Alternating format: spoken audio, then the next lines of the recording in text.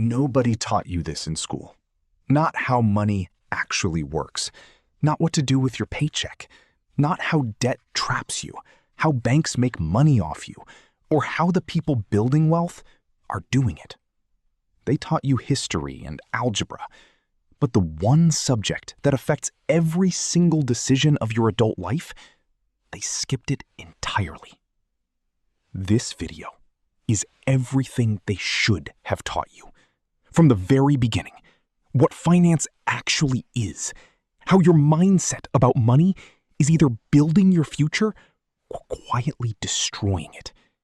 How to track your money, understand debt, use credit cards without getting trapped, start investing with whatever you have right now, build passive income, and protect everything you earn.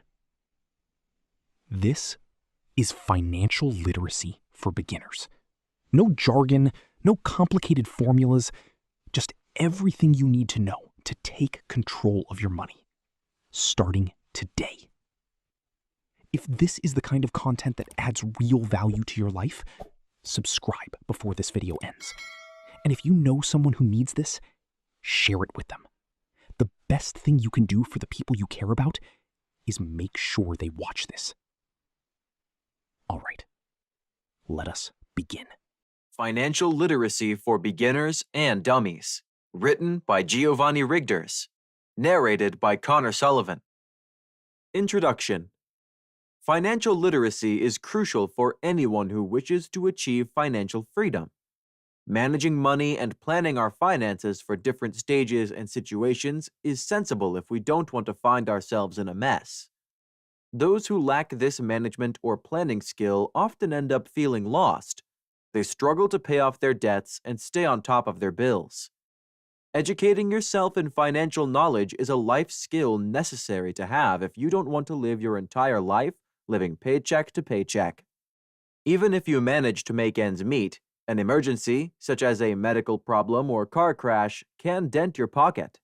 Your financial situation can improve drastically when you know how to budget your money and learn to invest it in the right places. Unfortunately, financial literacy is not something that we are taught at school. Our perception of money is influenced by our upbringing, experiences, and daily observances. This is why many of us cultivate very toxic relationships with money, because financial literacy isn't taught to us like history, math, or literature. We need to take it upon ourselves to enhance our monetary knowledge. Taking steps to improve your financial wellness is crucial. This is because our financial situation can deeply influence our physical, mental, and emotional health. If you're reading this book, then this means that you've taken steps to get yourself on the right track. It is perfect for beginners who wish to get their finances together and improve the overall quality of their lives. You will have learned everything you need to know when you've read this book. We cover basic financial and economic concepts, like how to assess your current financial situation and how market prices are decided, and how this influences our buying decisions, to more complex subjects like choosing the right bank for your needs and where to invest your money. You'll also become familiar with different types of insurance, understand how to draw up financial plans, find out what passive income is and how to achieve it, and come across some financial tools that you can use to aid you throughout your journey. Most importantly, reading this book will help you enrich your financial mindset. This book serves as the ultimate financial guide for beginners who wish to transform their lives. Here, you will find all the instructions you need to make better money-related decisions. It is easy to read and understand. You don't have to worry about getting lost in a sea of financial jargon and complex calculations. Once you read this book, you will realize that becoming financial literate is just the same as learning any other subject. You need to internalize all the information you need and then apply all this knowledge to become more skilled and competent. With practice, making better choices will eventually come as second nature to you. By investing in your financial literacy, you invest in your security and needs. You will learn how to budget, save, invest, and spend your money, stimulate cash flow, ward off outstanding debts, and grow your assets. Chapter 1. What is finance? If you're a hockey fan, you probably know Wayne Gretzky, the man who is widely acclaimed as the greatest player in NHL history. Several years ago, there were technical issues with the stadium light during a game between the Edmonton Oilers and Boston Bruins. The game was paused as the technical team worked to find a solution. To use this wasted time, the game announcers started interviewing a few of the audience and the players. Unsurprisingly, Gretzky, the best player of all time, was interviewed too. When he was asked how he got his title, even though he wasn't the strongest, toughest, or fastest in the league, he only had one thing to say. "I don't go where the puck is. I go where the puck is going to be." You're probably wondering if this story has anything to do with finance. Well, sometimes the best advice comes from where it's least expected. Finance is all about the future. It is how you manage your expenses regardless of past financial habits, decisions, and market trends. Like Gretzky, you need to anticipate where the puck will be when you're making future financial considerations. We can say with much confidence that the most successful analysts, business people, and investors are those who anticipate where the puck is going to be so they can get there first. They predict the market's direction so they can plan their finances accordingly.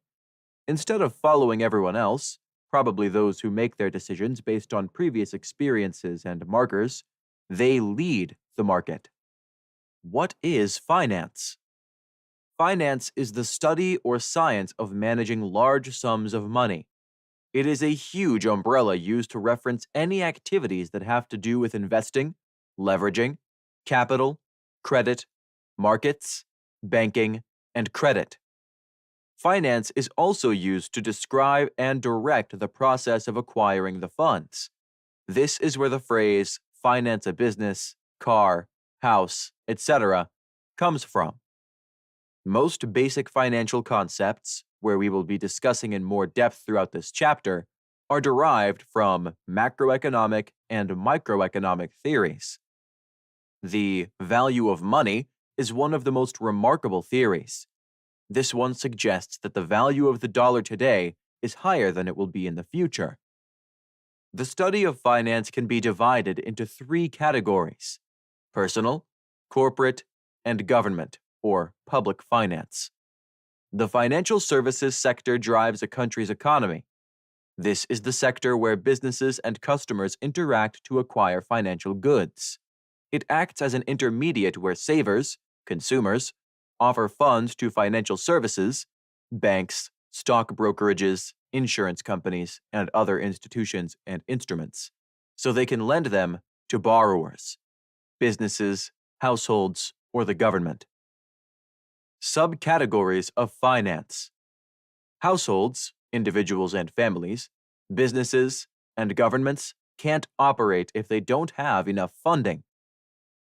Corporate finance. Corporate finance accounts for the financial activities that any business, corporation, or private institute conducts. These financial activities are associated with the operation and running of a business. The company typically has a team or an entire department responsible for overseeing and managing those financial activities. For instance, a situation relating to corporate finance would be a business determining if it should raise the needed bonds by offering stocks to the public or issuing bonds. Corporations may seek out the guidance of investment banks to help them make these financial decisions and aid them in the marketing activities related to the securities. Another example would be the capital that the startups need to operate their business. In that case, they can get the needed capital via venture capitalists or angel investors. In exchange, startups offer them a decided percentage of ownership. If this business wishes to grow and become a public corporation, it will issue shares on the stock exchange market. This can be done through an IPO, or initial public offering, allowing them to raise capital. While it can be very challenging, especially if the cost of running the startup is high, it may try to budget and save its capital. It will identify areas of the business that need financing, prioritize them, and decide which ones can be put off for later. This will allow those in charge to work towards priorities for the company's growth first, then tackle the next steps. Public finance. Public or government finance refers to a government's budgeting, spending, debt insurance, and tax policies. These policies influence the government's ability and the methods they use so it can pay for all the public services provided for its citizens. Public finance falls under the macroeconomic concept of fiscal policy, which refers to the impact tax policies and government spending have on economic activities like employment, the aggregate or overall demand for goods and services, inflation, economic growth, and inflation. A government's financial decisions and activities help it prevent a market failure. The state does so by managing the allocation of resources, overseeing the distribution of income, and maintaining general economic stability. Most of a government's funding comes from its tax policies. The state may often resort to borrowing from the public via banks or insurance companies. Governments can also seek funding from other countries. Besides managing the flow of money in regular daily operations, the state also oversees other fiscal and social activities and services. Since citizens, particularly those who are obliged to pay taxes, participate in fulfilling a government's funding needs, the state is expected to offer adequate social programs in return. It is also expected to maintain economic stability to reinforce trust and eliminate uncertainty among its people. Taxpayers need a guarantee that their money is safe and that they can save for the future. Personal finance. You're probably most concerned with personal finance if you're reading this book. When households participate in financial planning activities, they consider their current financial standing. This allows them to develop strategies that help them meet their future needs within their financial limitations. Personal finance refers to an individual's or a household's current financial activities and standing.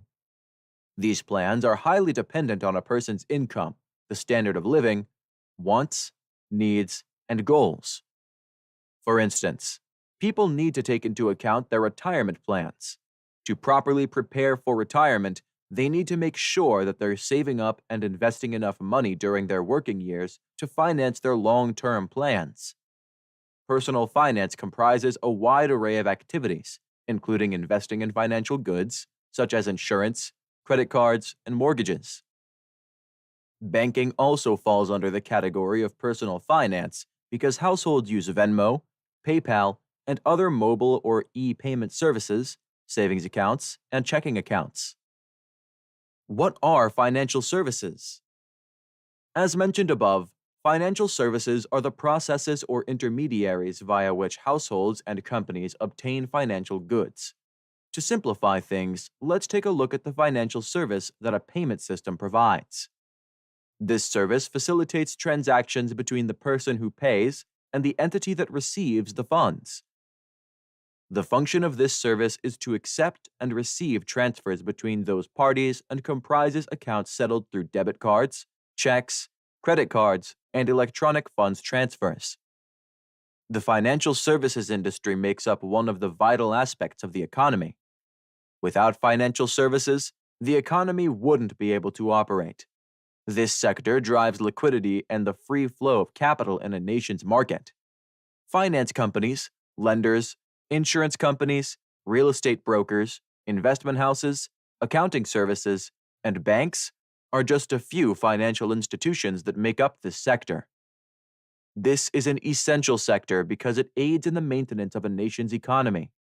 When both the economy and this sector are strong, the trust, assurance, and certainty of consumers or households rise and their purchasing power. Similarly, when this industry declines, the economy declines, dragging the nation into a state of economic recession. It must be noted that financial goods and financial services are not the same. Financial services are not owned and can't be separated from their provider. For instance, receiving advice on your investments from a professional, having someone manage your investments, or receiving any other services provided by a financial advisor are all examples of financial services. On the other hand, financial products are things that you can own such as insurance policies, stocks and bonds, and mortgages. What are financial activities? Financial activities are any process, transactions, and strategies that companies, households, and governments take so they can take steps towards achieving their economic goals.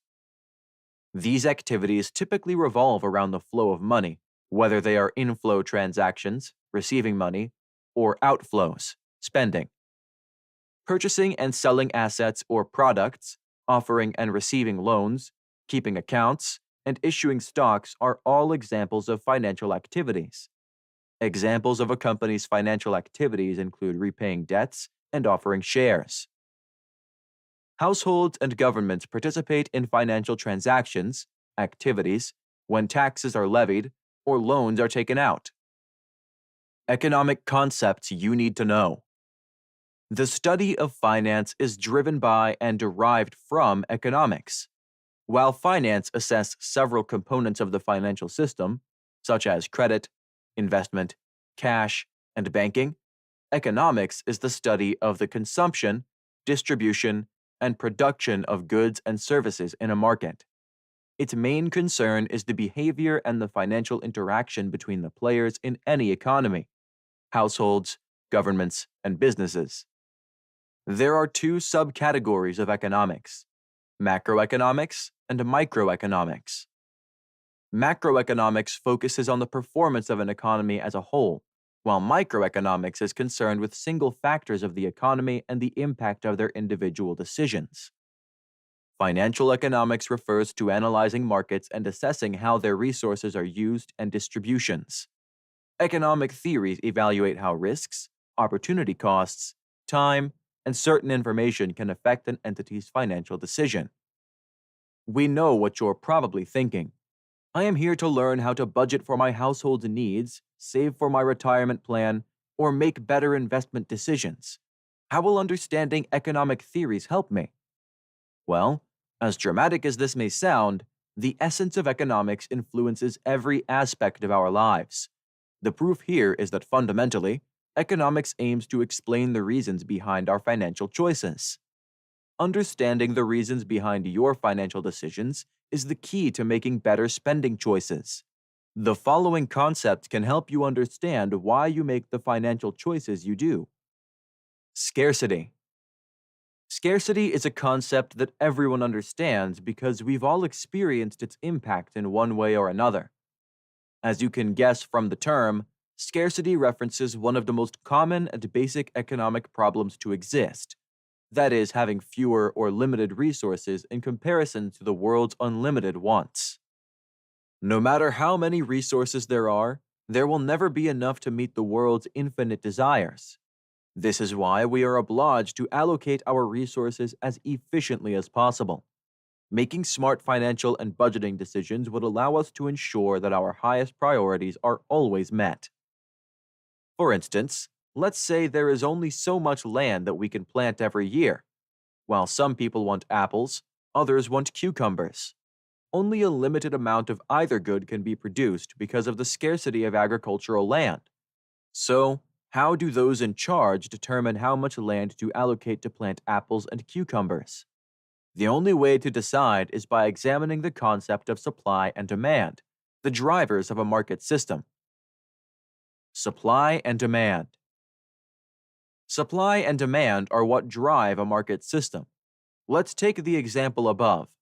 When many people are willing to buy apples at a given price, the demand for apples is relatively high. This is why apple sellers are prompted to charge more for them. Charging a higher price allows them to make more profit and meet the rising demand. Farmers who plant the apples will also charge the sellers more for the fruit and will be compelled to allocate more land to planting apples than cucumbers. In most cases, other people will want to start selling apples too, or the goods in the high demand, so they can also profit. As a result, there will be plenty of apples in the market after a couple of production cycles. People then will expect to pay a lower price for the apples because they're so abundant now. Additionally, supply is a lot higher than demand at that point, production surplus, so fewer apples will be produced. The supply of apples decreases, and so does the price. Even though the concept of supply and demand is very simplified in this example, you can still understand how supply and demand work together to determine the price of goods. You can also see why many popular products are almost half the price after a year or so. Costs and benefits. Economics is based on a very important theory, the concept of rational choice and expectations.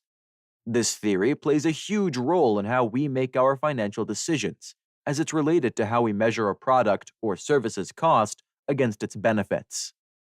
In economics, rational behavior refers to an individual's effort to maximize the ratio of costs to benefits when they make any financial decision. For example, landowners will hire more workers to plant or harvest apples if there's high demand. However, this would work only in the case if the selling price of apples, along with the number of apples being sold, were worth the additional costs incurred by the landowner. Higher wages, more advanced agricultural technology, and perhaps land expansions are examples of these costs. Similarly, customers will search for the highest quality of apples they can afford to buy: fresh, pesticide-free, firm, lack discolorations, etc., but not necessarily pay for organic apples sold at specialty grocers. This concept is not limited to financial decisions, which shows how far the study of economics is involved in our lives. For instance, you perform a cost-benefit analysis whenever you prioritize a certain task over another. Because it's important that we act rationally and maximize the ratio of costs to benefits, it's important to realize whenever we aren't ratios. Daily advertisements and marketing tactics can trick us into overestimating the benefits of purchasing a certain good or service. Incentives. As humans, we are all inclined to perform better when offered a reward or an incentive. On an economic level, the interaction of supply and demand in the market can act as an incentive for producers to offer the goods that households want and for households to preserve scarce resources. As you know by now, prices rise when demand increases, so suppliers have the incentive to supply more of that commodity because they can now make more profits. However, this increase in supply and demand prompts scarcity of raw material, and so the cost to produce that good rises, causing suppliers to supply less. The price of the goods rises even more, and so consumers will now have an incentive to cut back on their consumption. Consumers will never pay more for a product than its esteemed value of it. In the example of an apple seller, the landowner wants to increase the production of apples. One way to do that would be offering an incentive, or a raise in wages, to the farmers who harvest the most apples in a given time frame. In a couple of weeks, the number of apples produced rises. The problem here is that the landowner offered the incentive for the number of apples produced rather than their quality. The store owner that the landowner supplies called to complain about the quality of the apples he received. Because the higher wages were offered for the number of apples harvested, farmers found it more efficient to pick the apples slightly earlier than they were supposed to. This is why people should be careful and precise when offering incentives. They should align with the individual's or business's goals. What is financial literacy and why is it important? Financial literacy refers to an individual's knowledge regarding managing their credit, finances, and debt. All responsible and rational decisions are based on your level of financial literacy.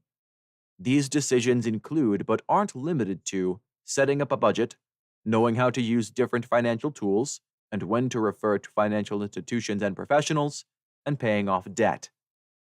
In short, financial literacy has a huge influence on an individual's ability to make ends meet, cover their priorities and basic needs, finance their kids' education, purchase a home, and plan out their retirement.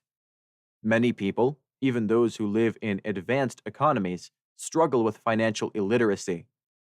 There are people across the world who don't grasp basic financial concepts, which is why they have trouble maintaining a certain standard of living. Generally speaking, the higher the lack of financial literacy in an economy, the poorer the overall nation is.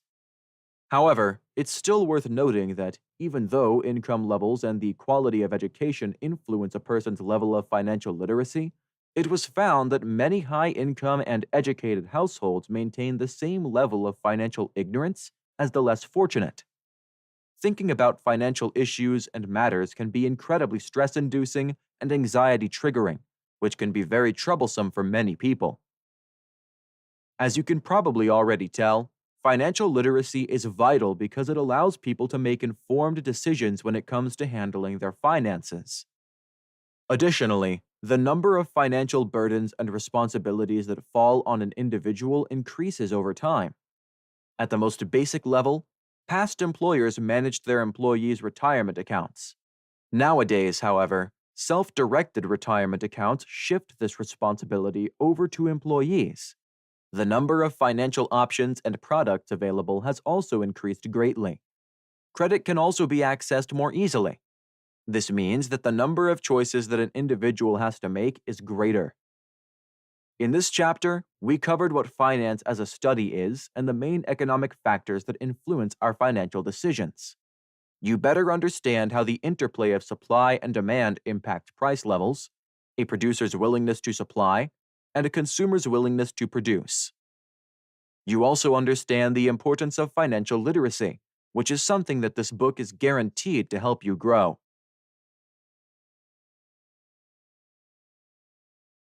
Chapter 2. Your Financial Mindset. Your financial health is just as relevant as your physical, mental, and emotional health. This is because your financial situation can greatly impact your overall well-being.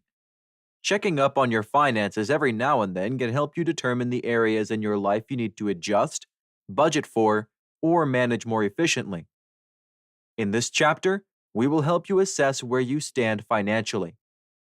Knowing where you stand in terms of your finances will give you a starting point from which you can grow to achieve your financial goals.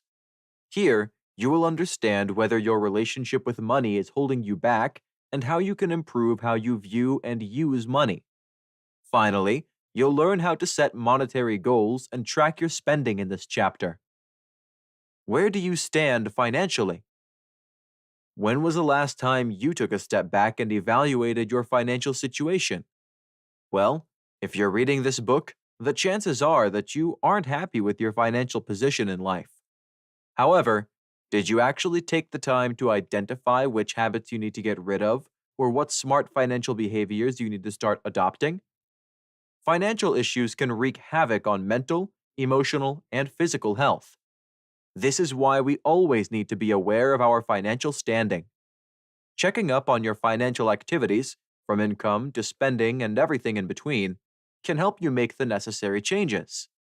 This is why we are here to tell you the 5 most important steps you need to take when evaluating your financial well-being. Consider your net worth. When evaluating your financial health, you need to determine your net worth. This is a quick and easy way to evaluate your current financial position. All you need to do is to find the sum of the value of all of your assets and then subtract your liabilities.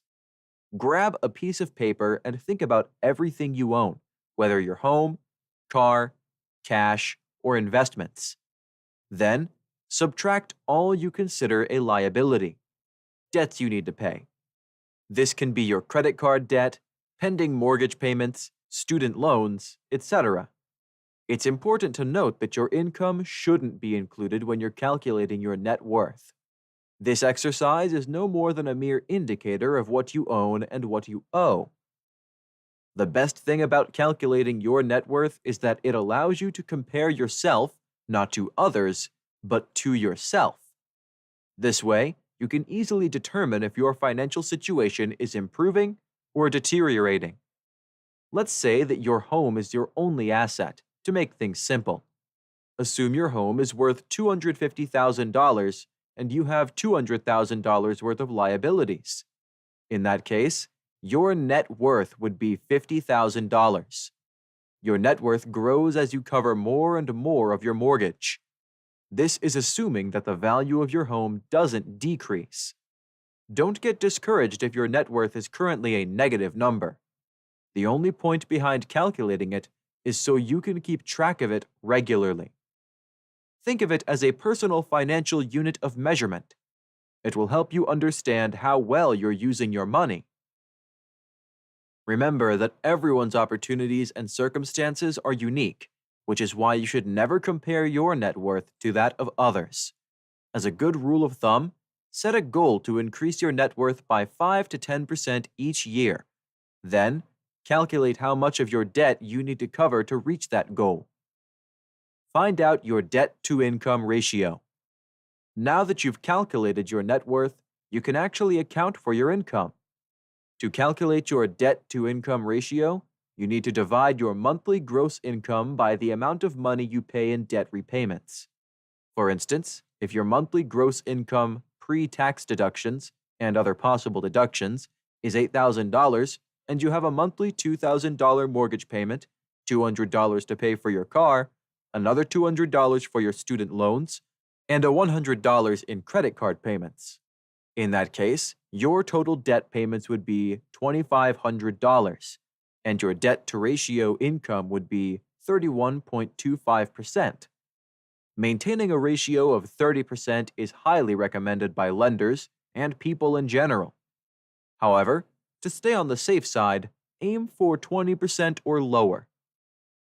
Calculating this ratio allows you to work out if you are managing your debt properly. You should start worrying if your debt ratio is at 40 to 50%. The ratio is a key factor in terms of your credit score. The higher the ratio, the fewer the mortgage lenders will be who will agree to work with you. Can you afford your home? 40% of the average American's budget is spent on housing alone, as per 2017 data. For instance, if someone earns an annual salary of $70,000, they end up paying $28,000 on housing. Alarming, right? Remember the housing crisis that happened in 2008? To avoid another crisis, the only solution is for people to start living in houses they can afford. When determining how much you pay for housing, you need to remember there is more to account for than just your mortgage payment. For instance, you will have to pay for transportation to and from work, despite the cheaper rent payment, if you live somewhere outside the city. If you live in the heart of the city, you may not have to pay as much for commuting, but you'll probably pay a premium rental. If your calculations reveal that you're paying too much for housing, consider moving to a more affordable place or finding a roommate to share your costs with. Track your spending. Many people overlook the importance of budgeting their money.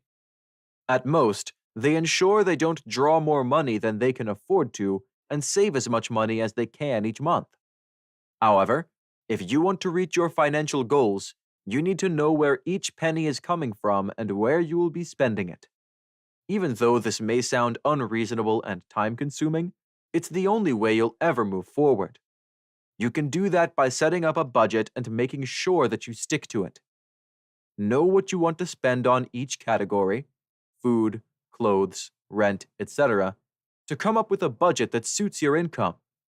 You can be flexible in the sense that you can move your money around from one category to the other. The ultimate goal is not to spend more than the amount of money you've budgeted for the month while managing to cover your needs. After determining where your money is going, you can set up a suitable budget. You need to ensure that you allocate an amount toward your savings. Set goals. You need to set financial goals for yourself, which we will discuss in more depth throughout the chapter. This is the most critical thing you can do when checking up on your financial wellness. Your goals will serve as a mark that you can measure your performance against. Improving your relationship with money. Money is not something that people normally talk about. We are never taught the basics of money management and financial literacy in school. Unless people decide to learn about money themselves, just like you're doing now, experience and observations are your only sources for learning. Our understanding of money is shaped by our friends, family, and community from a very young age. Overhearing a conversation about someone's finances or receiving information via sources of information can also influence the way we view money. All of these external sources combine in our subconscious to form what is known as our money identity. People who often hear their parents say that they can't afford certain stuff grow up believing that money is a scarce resource. This is why they often feel guilty when they spend money and don't like spending it. Those who grow up in communities where having money was deemed as unimportant or owning a vehicle was indicative of greed or laziness tend to disregard the financial side of life altogether. These are all examples of limiting beliefs. Once you grow up and get away from these influential factors, one would think that you can develop your own money identity. However, unfortunately, the opposite usually happens, and these beliefs grow more and more powerful. Having a bad relationship with money can impact plenty of areas of your life. Depending on where the issues lie, you may struggle with saving money, paying off debts, overspending, or even underspending. Limiting money beliefs can trick you into believing that you will never be able to handle your money rationally. So, if no one ever speaks about money, how do you fix your relationship with it? Understand that money is a tool. The key to building a good relationship with money is to view it as no more than a tool. Tools like hammers can be helpful or destructive, depending on how you use them. If you don't know how to use a hammer, you'll probably break everything you landed on. If you know how to use it, you can build amazing things. Knowing how to use money can help you build the life you desire. Money mismanagement, on the other hand, can be detrimental. Don't complicate it. Money is not hard to understand. Understanding how it works and how you can use it for your greater good is not beyond you. Any steps toward improving your financial literacy will help you move toward your goals. Challenge your money identity. It's easy to let our upbringing and previous experiences shape our perception of money. Instead of letting your parents' beliefs about money influence yours, take the time to observe and learn from how they managed their money. Why was money scarce in your household? Were they having trouble saving their money? Did they have clear financial goals? Did they believe that financial wellness only came with certain types of jobs? Did they not budget their income efficiently? Use positive money affirmations. Our subconscious leads us to believe the phrases that we repeat over and over again. For instance, the more you talk negatively about your finances and your lack of ability to manage them, the more you'll believe that you can never change your financial situation. Therefore, you'll probably never consider taking steps to improve your finances. Similarly, when you use positive statements such as, "I can achieve my money goals," or "I am capable of overcoming financial challenges," your relationship with money will improve significantly. Believe that you can change your financial situation. Your financial situation may not be ideal at the moment. This can be discouraging. However, it helps to remember that this can change if you get a raise, find a better job, or start saving diligently. You will never feel good about your relationship with money if you don't start believing that all life situations are temporary. There will come periods in life when you are strapped for cash, and others when you don't have to worry about rewarding yourself with a trip or something expensive that you've been eyeing. The difference is that when you know how to use your money, you will learn how to deal with financial pitfalls or even avoid them altogether. Stop comparing.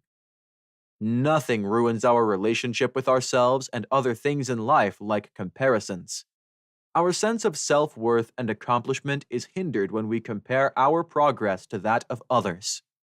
We struggle with self-love and confidence when we compare our appearance to that of others.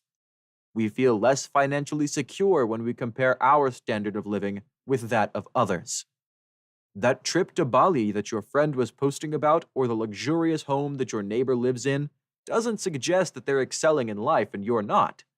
Everyone's journey and circumstances are different. Setting financial goals and achieving them. Many people try their best to improve their financial situation, but see no progress whatsoever. They slave away at work, but it never seems to pay off. This is because they don't know what they want to achieve. You already know that you need to have financial goals if you want to improve your money situation. Financial goals are any plans that you have regarding your money. You can set goals for a year, 5, or 10 years from now, as long as your plan is rational and feasible. Here's how you can set financial goals and stick to them. Write down your goals. Did you know that you are more likely to achieve your goals when you write them down? Many people feel committed when they write things down because they're no longer random thoughts or floating commitments. You can hold yourself accountable by writing down your goals and putting them somewhere visible. Be specific. Whenever you set a goal for yourself, you need to be specific. Don't just write down, "I want to improve my financial situation." Instead, you need to narrow it down. Figure out which aspects of your financial situation you'd like to change and prioritize them. Let's say your goals are to buy a home and pay off your debts. It would make more sense to tackle the latter first. They have to be measurable and time-bound. If you have a large sum in outstanding debt, you'll need to break this amount into smaller numbers. Then, decide on the deadlines or timeframes you need to have those debts paid off. For instance, you can write down, "I will pay off $10,000 of debt by January 2023, instead of, "I will pay off most of my debt soon." Setting a specific amount of money can help you measure whether you've achieved your goal. Your goals and deadlines should be challenging but not impossible to achieve. They should be your own goals. We all tend to get swayed by what everyone else is doing in life. It's easy to overhear your friends say that they're saving up to buy a car, and you immediately think, "Oh, I should buy a car too." If you've never thought about purchasing one until that moment, then you probably don't need it now. Your goals should be about you and your needs. Setting financial goals for yourself can help improve your relationship with money. All the points we've discussed in this chapter are related to each other. Doing these things will prompt you to analyze all your financial decisions and realize how all your choices impact your financial well-being. The way you use and view your money impacts every aspect of your being. It affects your mental, physical, and emotional health. How secure we are with our finances also dictates our social relationships and interactions. This is why financial literacy is one of the most important skills anyone can obtain.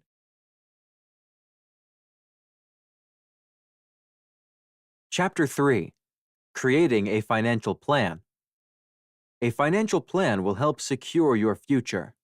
The days of guaranteeing the future could be long gone, and the uncertain times we live in could be the new normal. However, we need to be prepared as best we can.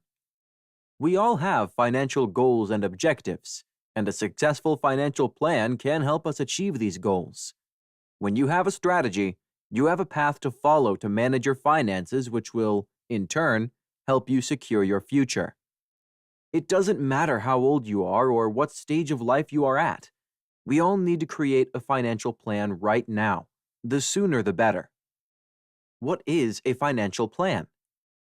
A financial plan is a documented analysis that gives you a clear picture of your current finances, assets, investments, and liabilities. It also allows you to prioritize your objectives and provide you with strategies to achieve your financial goals. The plan should include all the details related to your finances, like your cash flow, debts, savings, insurance, and so on. It is impossible to meet someone nowadays who isn't stressed about money unless they are a Hollywood star or a football player. We are all struggling to figure out what we should do to be financially secure and save for the future. A clear financial plan will put you on the right track by allowing you to take advantage of your assets and adjust your expenses to meet your objectives. You won't be able to meet your financial goals if you don't have an insight into your finances that can inform you whether or not you are on the right track with your savings or if you need to change your spending habits. A financial plan can be long-term, especially if you plan for your retirement, or short-term, for a few months if your goal is in the near future. Financial plans aren't fixed.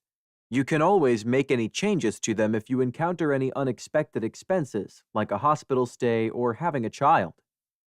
Some people think that creating a financial plan isn't for them because of the misconception that you have to be wealthy to plan your finances. However, everyone can benefit from a financial plan, no matter their financial situation.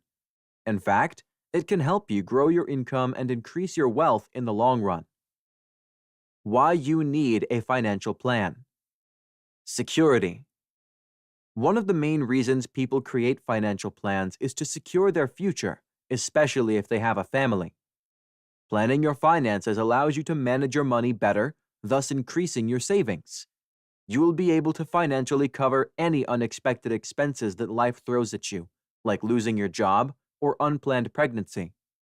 Having money set aside for emergencies will help provide you and your family with financial security. Growing your income. A financial plan will help you keep track of your income and expenses to grow your money and achieve your financial goals. As your income grows, so will your cash flow. Monitoring your daily spending habits will make you aware of your daily expenses to cut down any necessary expenses and focus on your priorities. You become more in control of your finances and thus develop better and smarter spending habits. Invest your money. Once you become aware of your income and expenses and start saving money, you can find the right investment that will help you to expand your wealth and achieve your financial goals. Preparing for inflation. The world has become uncertain, and many current events have led to rampant inflation. It has become the fact that we just can't escape. The value of money has been declining and will continue to do so. A financial plan will help you deal with inflation as you prepare for your future and, hopefully, a retirement without no financial worries. Achieving your goals. We all have long-term goals, like buying a house or a car. Saving money to achieve these goals isn't easy unless you have a clear plan and a time period that you set for yourself. Manage your debt. Many of us get into debt as a result of taking loans from banks to buy a home or make any big purchases, and we also can't forget about credit card debt. Without a careful financial plan, debt can turn into a financial crisis. As mentioned, a financial plan will allow you to track your expenses and income, save money, and pay your debt. Retirement. You will need to have a stable income next to your pension to afford to have a comfortable lifestyle after retirement. A financial plan will help you save enough money for your future life after you retire. Financial planning will provide you with a secure and brighter future. How to create a successful personal financial plan. Young people can fall into the trap of thinking that it's too early to start planning for their future, and a lot of older people think it is too late, so there is no point. However, in all seriousness, it is never too late or too early to start planning your finances for a better tomorrow. So now that you know what a financial plan is and why it is necessary to have one, we will discuss how to create a successful personal financial plan. Assess your current situation. You shouldn't start planning without first assessing your current financial situation.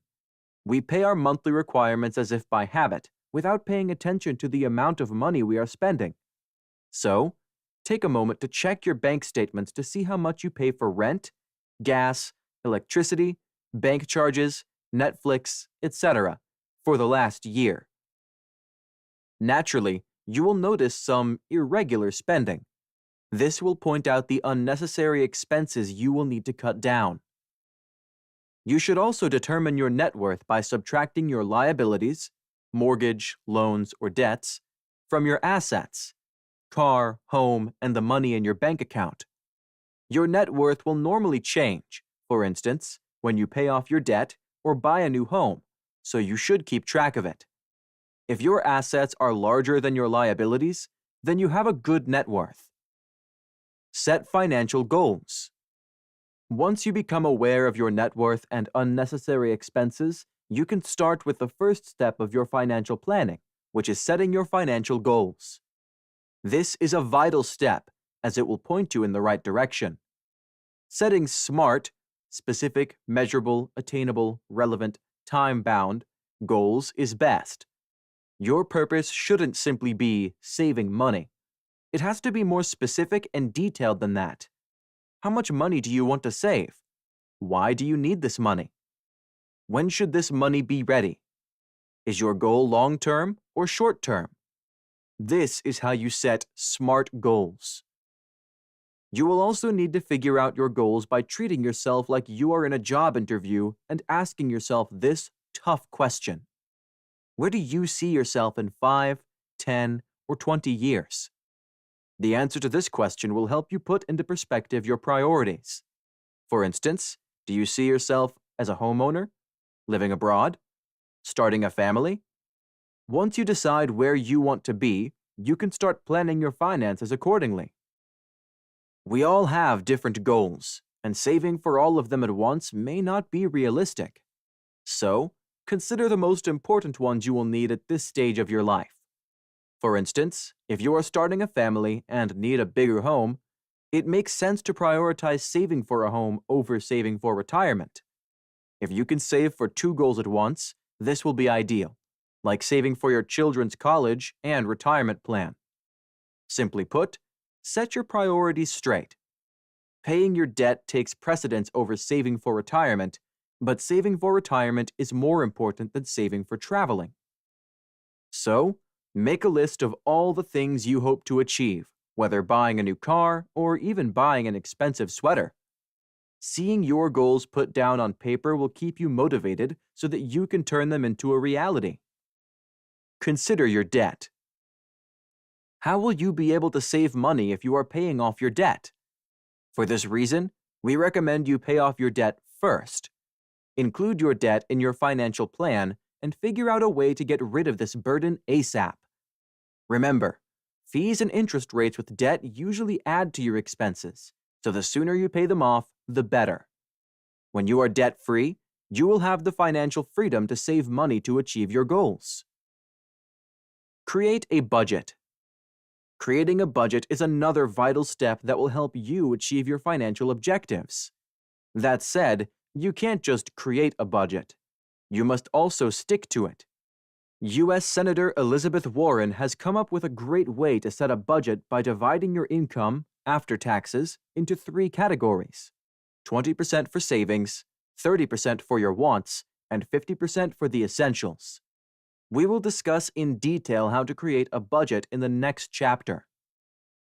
Creating an emergency fund. Having a financial plan means that you will always be prepared for emergencies that would require unexpected expenses, which can impact your financial objectives. Many of us live paycheck to paycheck, so we aren't prepared in case of accidents or illness. Having a financial safety net will come in handy in the case of emergencies, like losing your job. The amount of money you should put aside for emergencies will depend on your expenses. So make sure to save an amount that will last you for 6 months. Establishing an emergency fund is necessary if your job or career isn't stable or you have a poor credit score. As we have mentioned, we live in uncertain times. Many people have lost their jobs as a result of COVID-19, and now we are suffering the impact of war, so we don't know what the future holds. This is why you should set money aside to provide you with peace of mind during these unpredictable times. So you must include an emergency fund in your financial plan. Consider investment. Many people consider saving their money, but only a few consider investing this money. The investment will help you increase your wealth and give you security for when you retire. We will discuss how to invest your money later on in this book. Estate planning. No one of us wants to think of death, but we need to make sure that our loved ones are taken care of when we aren't here. You don't have to be rich or an elderly citizen to start estate planning. Include it in your financial plan now to have a peace of mind and guarantee the protection of your loved ones. Your estate plan should include power of attorney, last will and testament, trust information, and healthcare directives. The first step in estate planning is to write down your will and assets and decide who will be trusted with this information. This is a big step with so much on the line, so we suggest you hire a lawyer to help you out. Insurance. You may not see it now, but insurance is actually an investment. It will protect your health and assets and even ensure your family is provided for when you aren't around anymore. There are various types of insurance, but we suggest you focus on the essential ones: health insurance, life insurance, disability insurance, homeowners insurance, and auto insurance. Insurance is just like an emergency fund that will prevent you from dipping into your savings in case of an emergency. Consider your taxes. No one enjoys doing their taxes, and they can be very confusing. Figuring out how taxes work will help you with achieving your long-term goals. There are two essential things that you should consider when you are planning your taxes: itemizing your deductions and reducing your taxable income. Itemizing your deductions will allow you to reduce your taxable income as someone who is self-employed, working part-time, or full-time. You will be able to lower your taxable income by deducting incurred costs from doing business. Taking advantage of tax-saving investing options like 401k and 403b will also help you lower your taxable income to save money. Plan for your retirement. As we've said, it's never too early to start planning and preparing for your retirement. In fact, the earlier you start saving, the better your older self will be grateful that you have decided to take this crucial step now. The younger you start, the longer you will have to save money and thus secure your future. However, if you start at an older age, you should put more money in your retirement fund. We suggest you save about 10 to 15% of your income, after tax, every year for your retirement. Keep track of your plan. Financial plans aren't cast in stone, and your goals can change along the way. And so will your plan. For this reason, you should review your plan regularly and make the necessary adjustments. For instance, as you grow older and advance in your career, your income will increase. So you can increase the amount you set aside each month for your savings as well.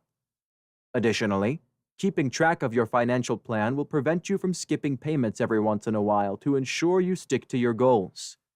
You should also reevaluate your plan after big financial ventures, like having kids or buying a new car. Reviewing your plan will allow you to keep track of your progress, which will help you keep motivated. Additionally, you will be able to notice if there are any issues that you need to work on, like eating out less so that you can reduce your expenses. You should also seek the help of a financial advisor to help guide you through the process and provide advice when necessary. An example of a financial plan. Your personal financial plan must include this information: all your personal information: age, children, tax filing status, income, etc.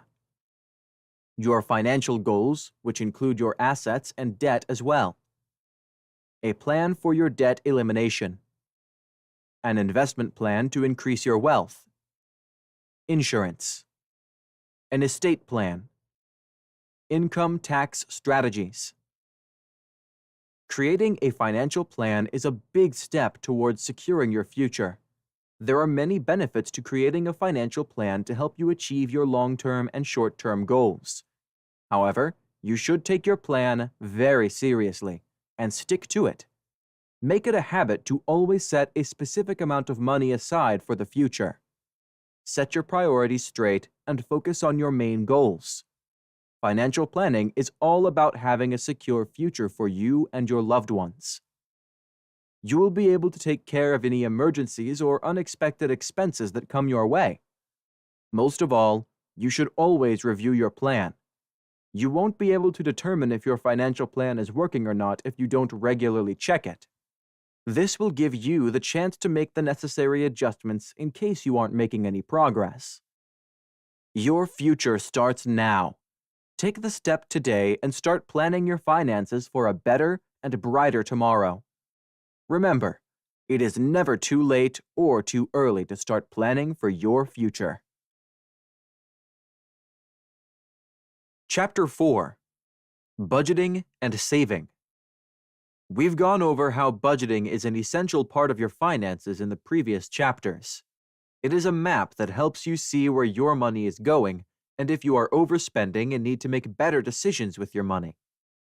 When you make a budget, you are essentially making a plan for how you will spend your money.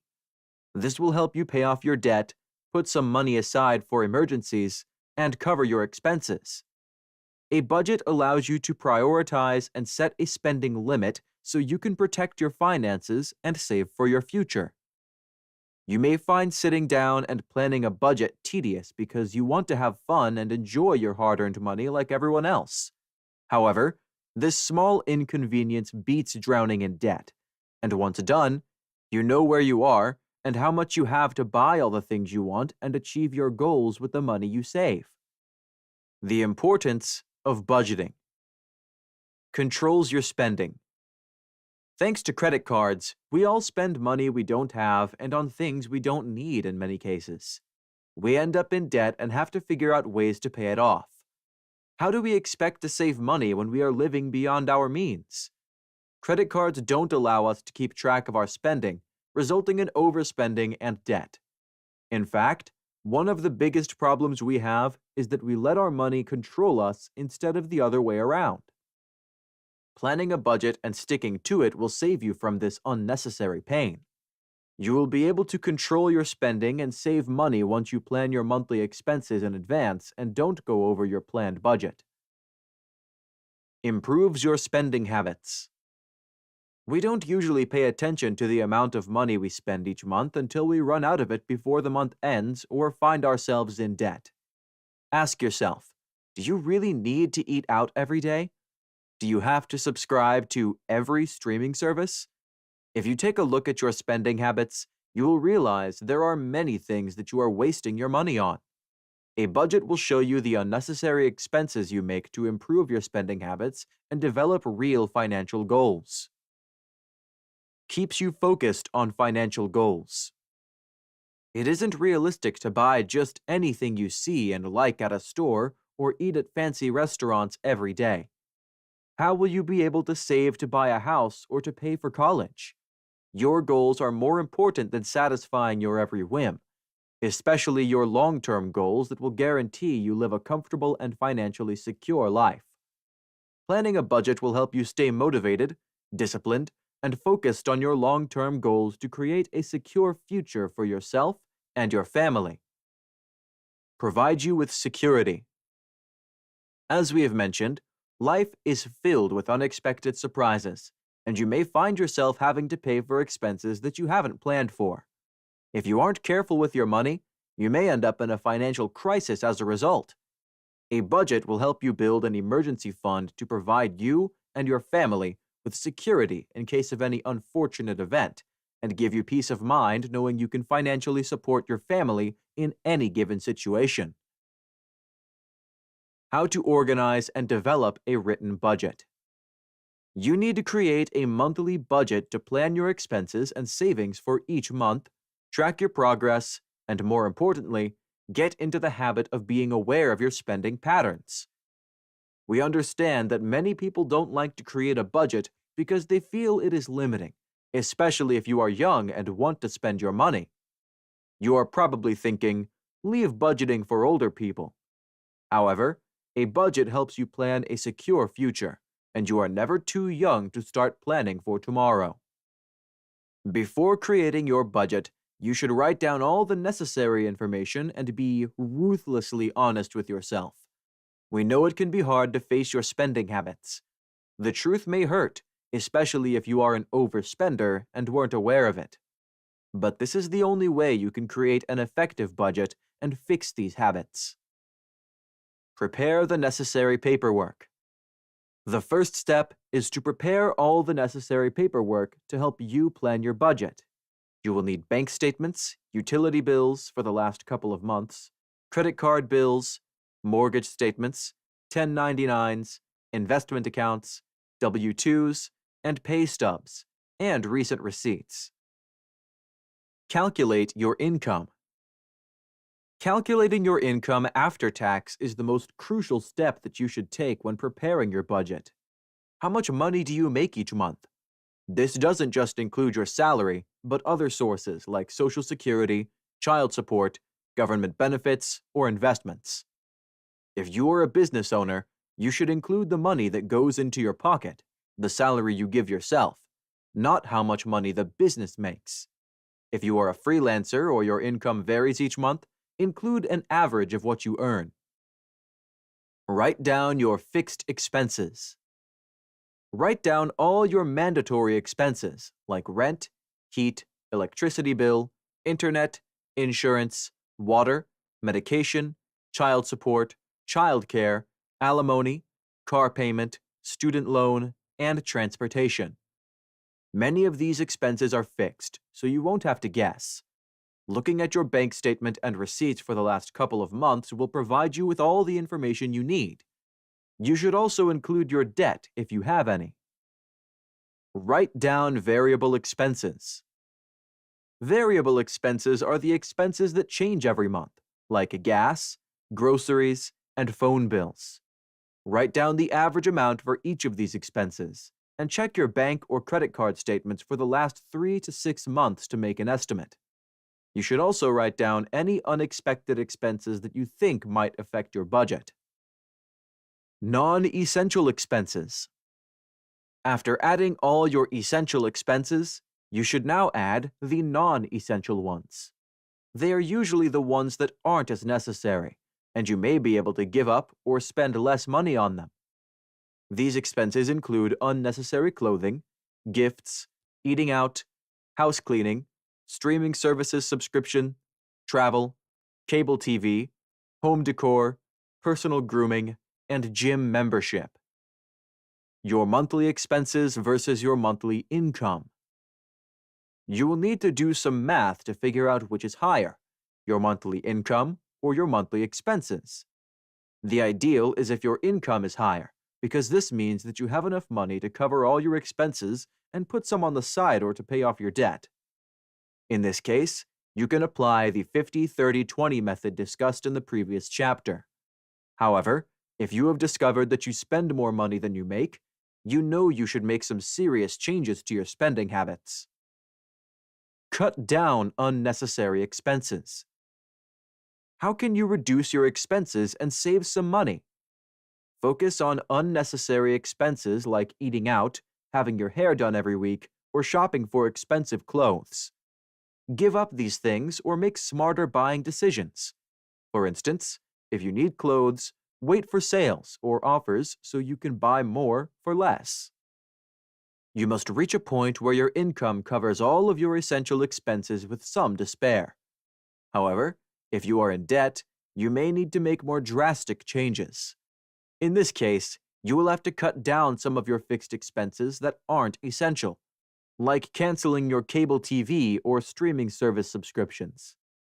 You should also find ways to increase your income by working extra hours or getting a freelance job. Use your budget. Now that you have created a budget, you should start using it.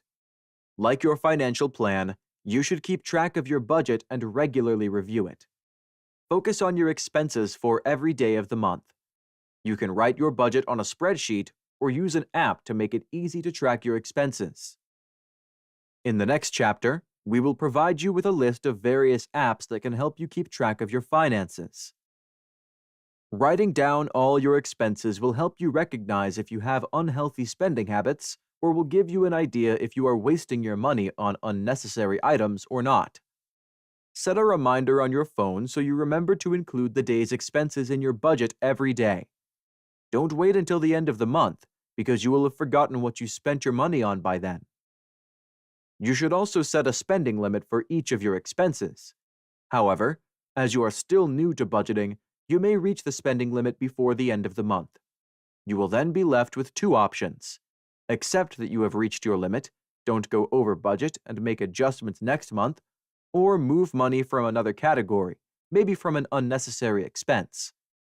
For instance, if you eat out or order delivery food every day at work and run out of money, bring food from home instead, like sandwiches or a salad, instead of going over budget. Or you can use your transportation money to buy food and walk to work instead. The bottom line is that your expenses should not exceed your income. How to save money. Having a budget and sticking to it will help you save money. However, many people still struggle with saving. It's not easy, but it can get less complicated once you figure out how and can become a good habit to pick up. Save money from your salary increases and bonuses. Whenever we get a raise or a bonus at work, the first thing we do is spoil ourselves. You either buy something expensive you have always wanted, travel, or go on a shopping spree.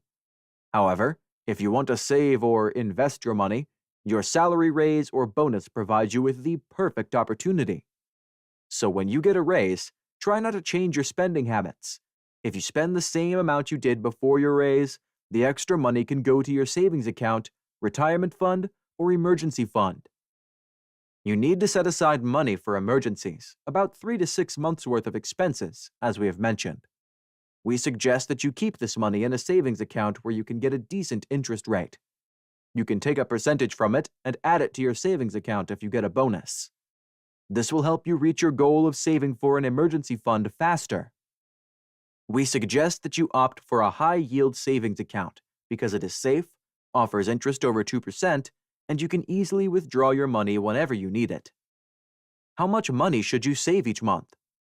This mainly depends on your salary, financial situation, and expenses, but finance experts suggest that you start saving $500 each month and go up from there. The importance of an emergency fund. We have been stressing the importance of an emergency fund in the last chapter and this one. But what exactly is an emergency fund? Why is it so important? What is an emergency fund? An emergency fund is taking a percentage of your salary and bonuses and putting them in a savings account in a bank. You only use this money in case of emergencies, like losing your job, medical expenses, or major home or car repairs. Why is an emergency fund important? Losing your job. If you only depend on your salary for your income, then having an emergency fund is vital. It will serve as a safety net if you lose your job, especially if you have a family and are the sole breadwinner.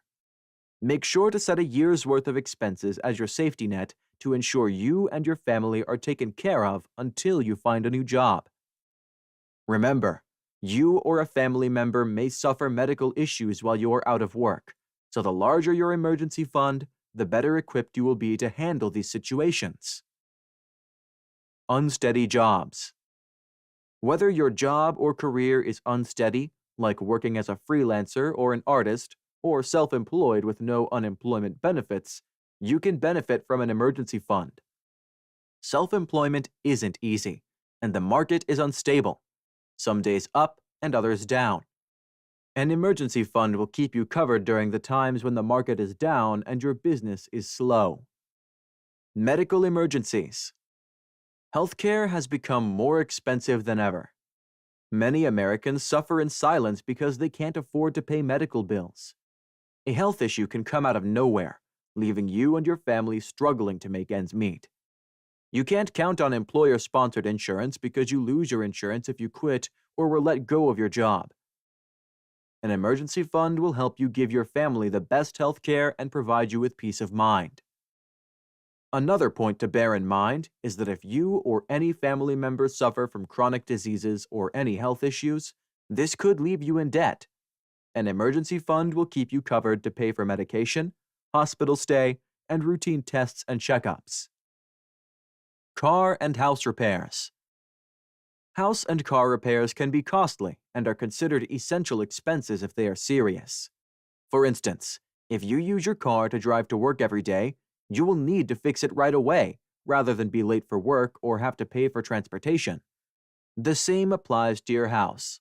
If your roof leaks or the water heater is broken, it will need to be fixed. As some of these problems can affect your lifestyle or the structure of the house, instead of stressing over these repairs and going into debt, you can simply dip into your emergency fund. However, your emergency fund is for emergencies only, and not to be used for non-essential expenses like redecorating your house. Helps you with your budget. Your emergency fund can help you with your budget. While you are planning your budget, there may be a few things that you forget to include. Having an emergency fund will help cover any unexpected expenses, like gifts or fees while you are still in the first year of budgeting. An emergency fund will protect you from any surprises you haven't accounted for that can arise when you are on a budget. Protect you from debt.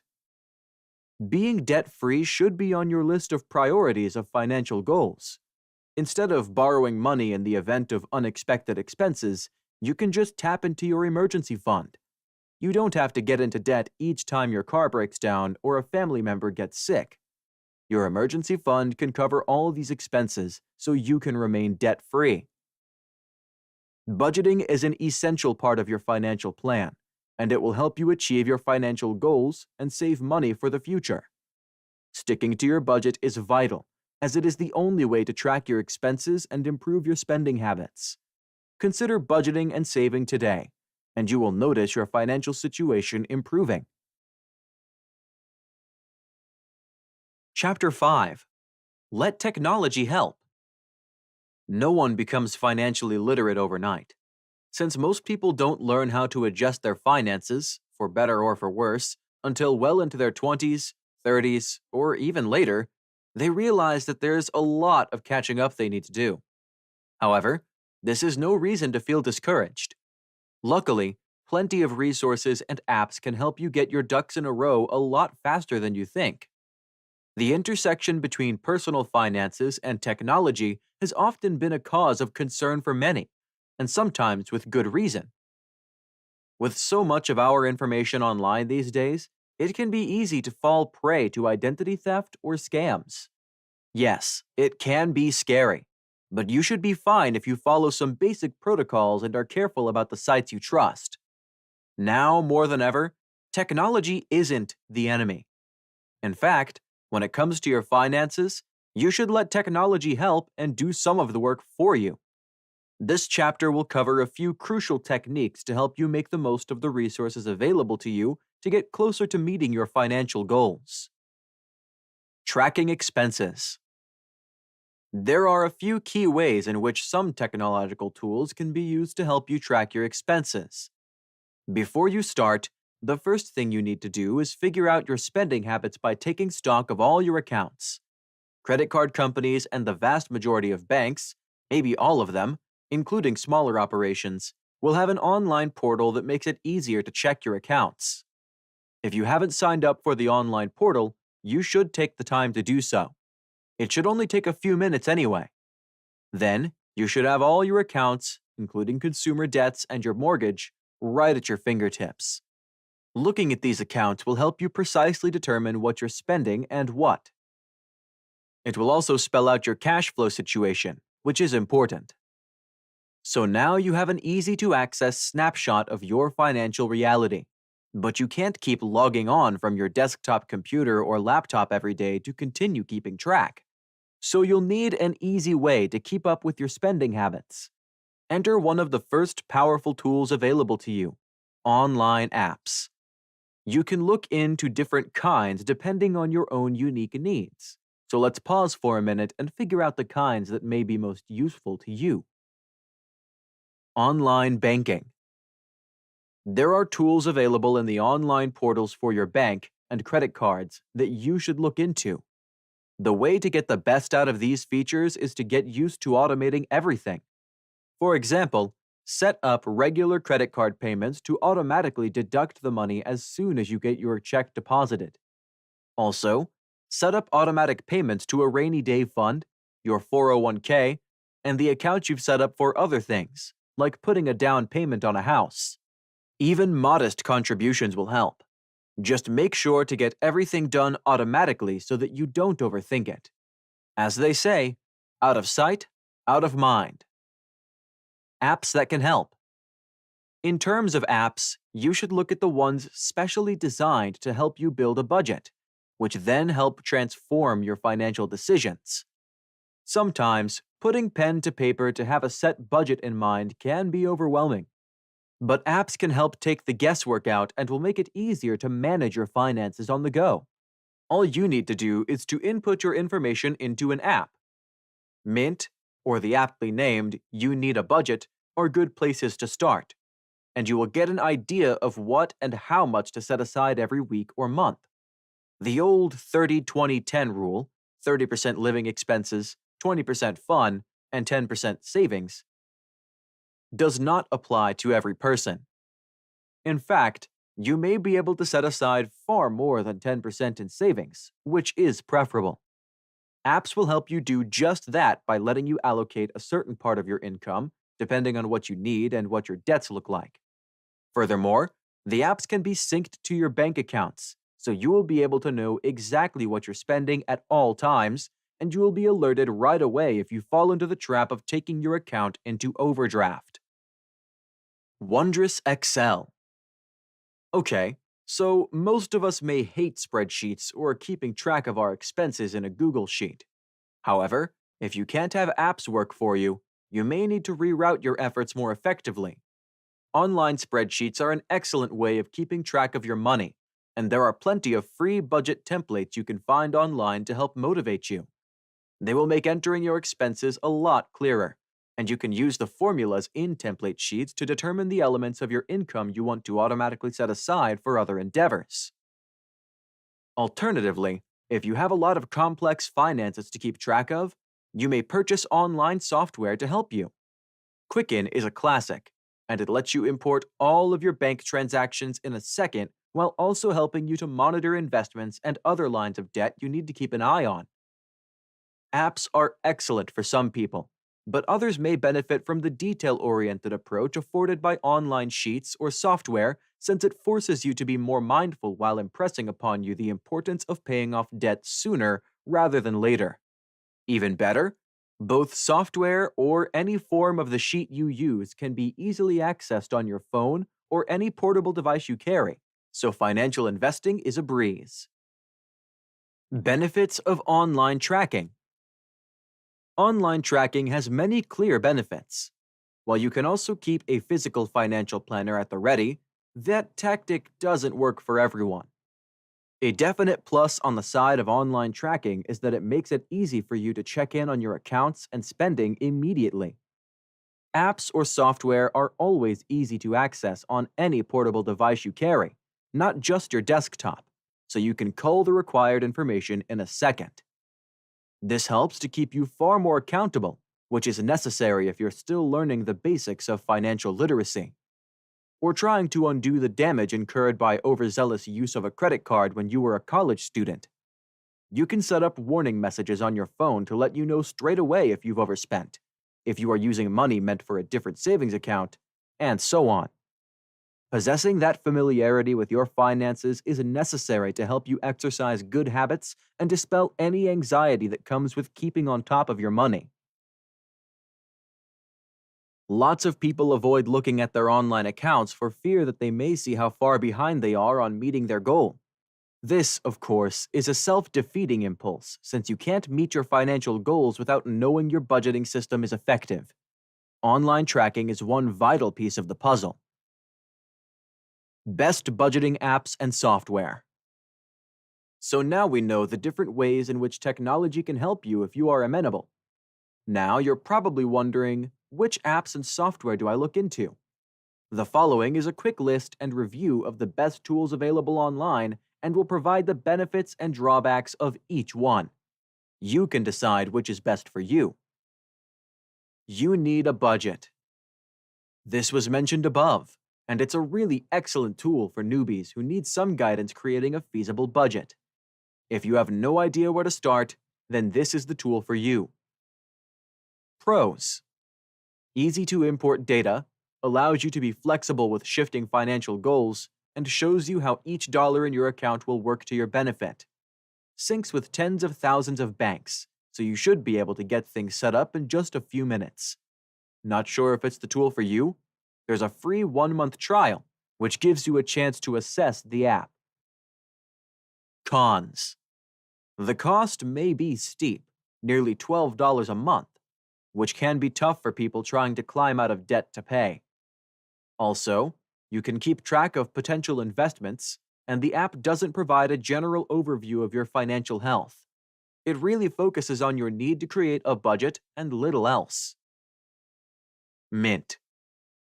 Another popular app that has already been mentioned here, Mint, has been increasing in popularity. It's one of the oldest budgeting apps on the market, and it has a loyal customer base. It's excellent for providing a general overview of your financial health and can help you assess where you need to go. Pros. Easy and free to use, thus accounting for its popularity. You can also set it up to receive financial summaries and alerts via email or text, whichever works best for you. Also, you can easily obtain a copy of your credit score, which is essential in figuring out if you're doing okay financially or need to implement better spending habits. Cons. You can't really use this app to invest. Furthermore, it doesn't always synchronize with the more niche bank accounts, so you may find yourself stranded in the cold. Users have also experienced trouble assigning more than one savings goal to one bank account, which isn't the best way to organize your finances. And free doesn't always mean convenient, since you may receive more intrusive ads than you would like. Lending Tree. You can access Lending Tree's services via any web browser, but they also have a great app you could download. They're best known for being a viable referrer to loans while also helping you keep track of your credit score. It also tracks your spending and monitoring your net worth, which is extremely helpful. Pros. Provides a complete overview of your financial outlook. It is also excellent in terms of functionality, and it allows you to monitor different areas of your financial realities, which other apps may not be able to do. Cons. Some people in vulnerable financial situations may be pulled into the personal loan offers, which is not sound financial planning. While the loans tend to boast affordable interest rates, it's usually best to avoid these things since they may lure you into spending more than you can afford in the long run. Also, customers have reported receiving annoying telemarketing phone calls once they've shared their phone number with the app. QuickBooks. This is the gold standard accounting software that has been readily available for individuals and businesses for decades. The software also comes with apps that you can easily download onto your phone or tablet to make the information easy to access. Pros. Easy import of all invoices and banking details.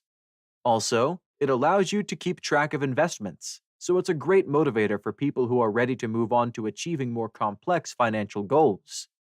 Tracking of spending is straightforward to automate. Cons. It is a bit more complex to use, so it may be better for people ready to move on to other financial goals. The subscription costs can be costly, and some individuals may feel that the process is too involved for personal financing. Relying on technology to help make the process of becoming more confident with your financial literacy is a good move, especially for people new to the game. Apps and software can help you create an airtight budget with few vagaries that may be hard to miss when you use traditional pen and paper. Also, never underestimate the power of having so much of this work automated. It will take a huge load off of your shoulders and help with any feelings of anxiety you may have when it comes to your finances. Chapter 6. Debts and Loans. At some point in life, we all face financial challenges that can prevent us from getting the things we want. Fortunately, if you need money to cover something that requires immediate attention, you can consider a loan or debt. You can use a loan within the agreed terms and conditions.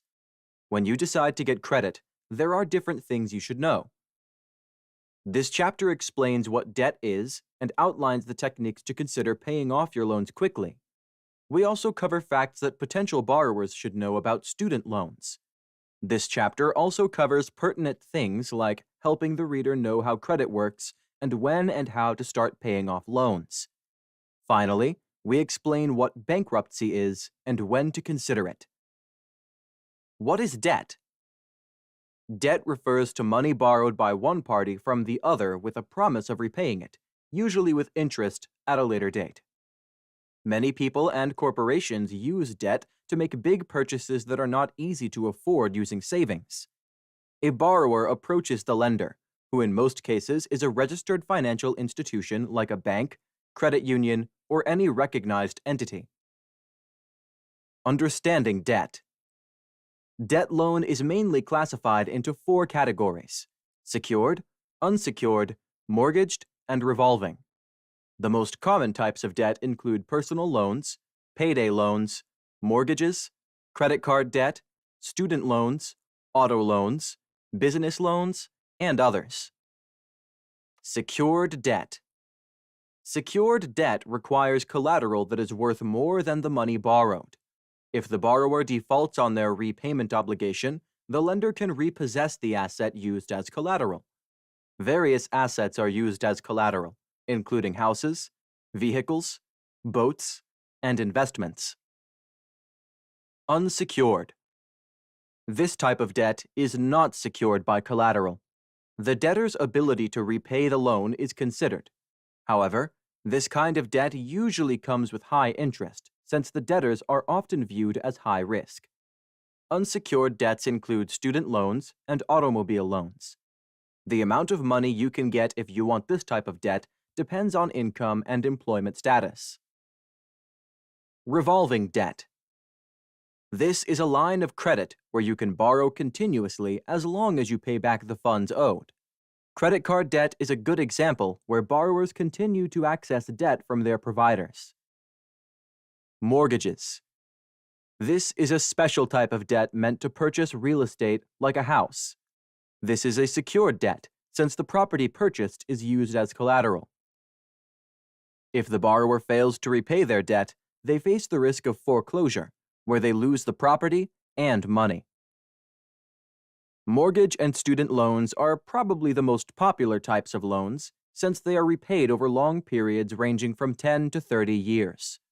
The terms and conditions of a loan stipulate that the borrower must repay the money owed by a certain date. The borrower should also pay interest as part of the credit terms. Techniques to pay off debt quickly. When you seek a loan and get it, the next thing is to repay the money as agreed. Your lender stipulates the repayment terms and conditions of your loan, and the onus is on you to pay it quickly. Late repayments can lead to high interest and penalties that can seriously impact your financial situation. The following are some of the techniques you can use to pay off your loans. Make extra payments. You can significantly save on interest by paying more than the required minimum payment every month. If you pay the extra money, it reduces the principal balance. However, you need to check if extra payments do not attract additional fees or penalties. Another strategy you can consider is maintaining consistent payments on your credit card every month. Avoid late payments to prevent penalties and high interest. You can also lower your usage ratio by making regular payments. Start with high-interest loan. If you have more debts, you should start your repayments with the most expensive loan with a high interest rate. When you pay this debt first, you decrease your overall debt and reduce interest. This is also known as the avalanche method, and it significantly lowers your overall costs on loan repayment. Alternatively, you can consider the debt snowball method, where you start by paying the smallest and then move to the largest debts. However, you should pay a minimum balance on any other debt you have. This will help you eliminate smaller loans and focus on the big picture. Debt refinancing. You can refinance your debt to a shorter term to pay it faster, and this will save you on the cost of borrowing. You will repay your debt at the same interest rate, but the life of your debt will become shorter. Similarly, loan consolidation is another level that helps you combine different loans with high interest rates into a single loan with a lower interest rate. This method helps you focus on a single debt, which lowers your monthly expenses. You can easily pay off your outstanding loans when you have more cash. Reduce monthly bills. When you reduce your monthly bills, you will have more money, which helps you repay your debts quickly. It is essential to stick to your budget and try to eliminate unnecessary expenses. For example, you can do away with monthly subscriptions that do not add value to your finances. When you lower your monthly costs, you will be able to make high installments on debt repayment. Earn extra cash. Try to look for a side hustle that will give you extra cash to repay your debts quickly. You can use your skills during your free time to generate additional income. You can consider a freelance gig to earn extra money while maintaining your daily schedule. Other activities, like babysitting, dog walking, or online marketing jobs, can give you additional money. Furthermore, you can sell unwanted items in your home, like toys, jewelry, unused clothing, and books. Things to know about student loans. When you enroll in a college or university, you can apply for a student loan, which you will use to cover your educational expenses. However, it is vital to understand the application process and repayment terms associated with this kind of loan to make an informed decision. You can apply for a federal or private loan to fund your education. You need to consider the following factors when applying for a student loan. Type of loan.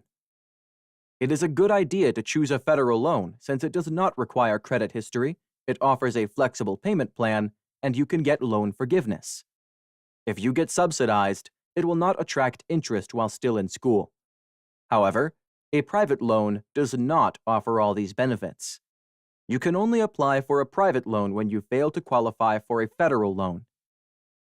When you apply for a student loan, make sure you get what you want to use. Applicants for both federal and private loans have a maximum amount they can get per year. This also determines the total amount they will get. You should use a student loan calculator to estimate your repayments. Interest and fees. You should know that you pay fees and interest on your student loans. You must check the fees and interest rates to calculate the total amount you will need to repay. If you apply for a private loan, the lender will consider your credit history or your co-signers to determine the appropriate interest rate. Your school handles the loan. When your loan is approved and you agree to the terms, the money is paid to the school. The students will only get leftover money to use on other expenses when the school has deducted the required funds for their education. You cannot use your student loan for other activities like vacations or anything unrelated to your education. Make sure you use the money for transportation, personal supplies, and other education-related expenses. You may experience problems in paying back your loan if you are tempted to use it for other purposes. You also need to find out when to begin payments and get details about your servicer. When and how to start paying off loans. Different types of loans come. When and how to start paying off loans.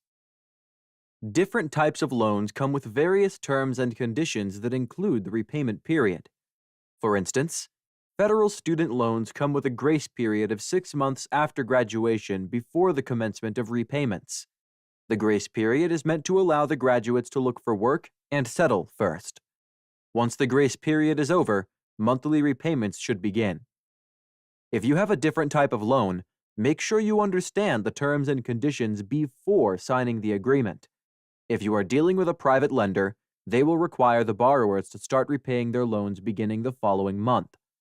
Private lenders are a bit strict, so make sure you make consistent and timely repayments to avoid penalties and high interest. As explained in the section above, there are different measures you can take to repay your loan. However, you can consider loan forgiveness if you cannot afford to repay your loan in full. The Public Service Loan Forgiveness Facility is often extended to students working in the public service. After making specific payments working in this sector, the outstanding balance can be forgiven. If you don't qualify for loan forgiveness, try to talk to your employer or approach debt relief companies to see if they can assist you. However, if you are overwhelmed by debt and feel there is no way you can raise the money within a certain period, you can consider the option of bankruptcy.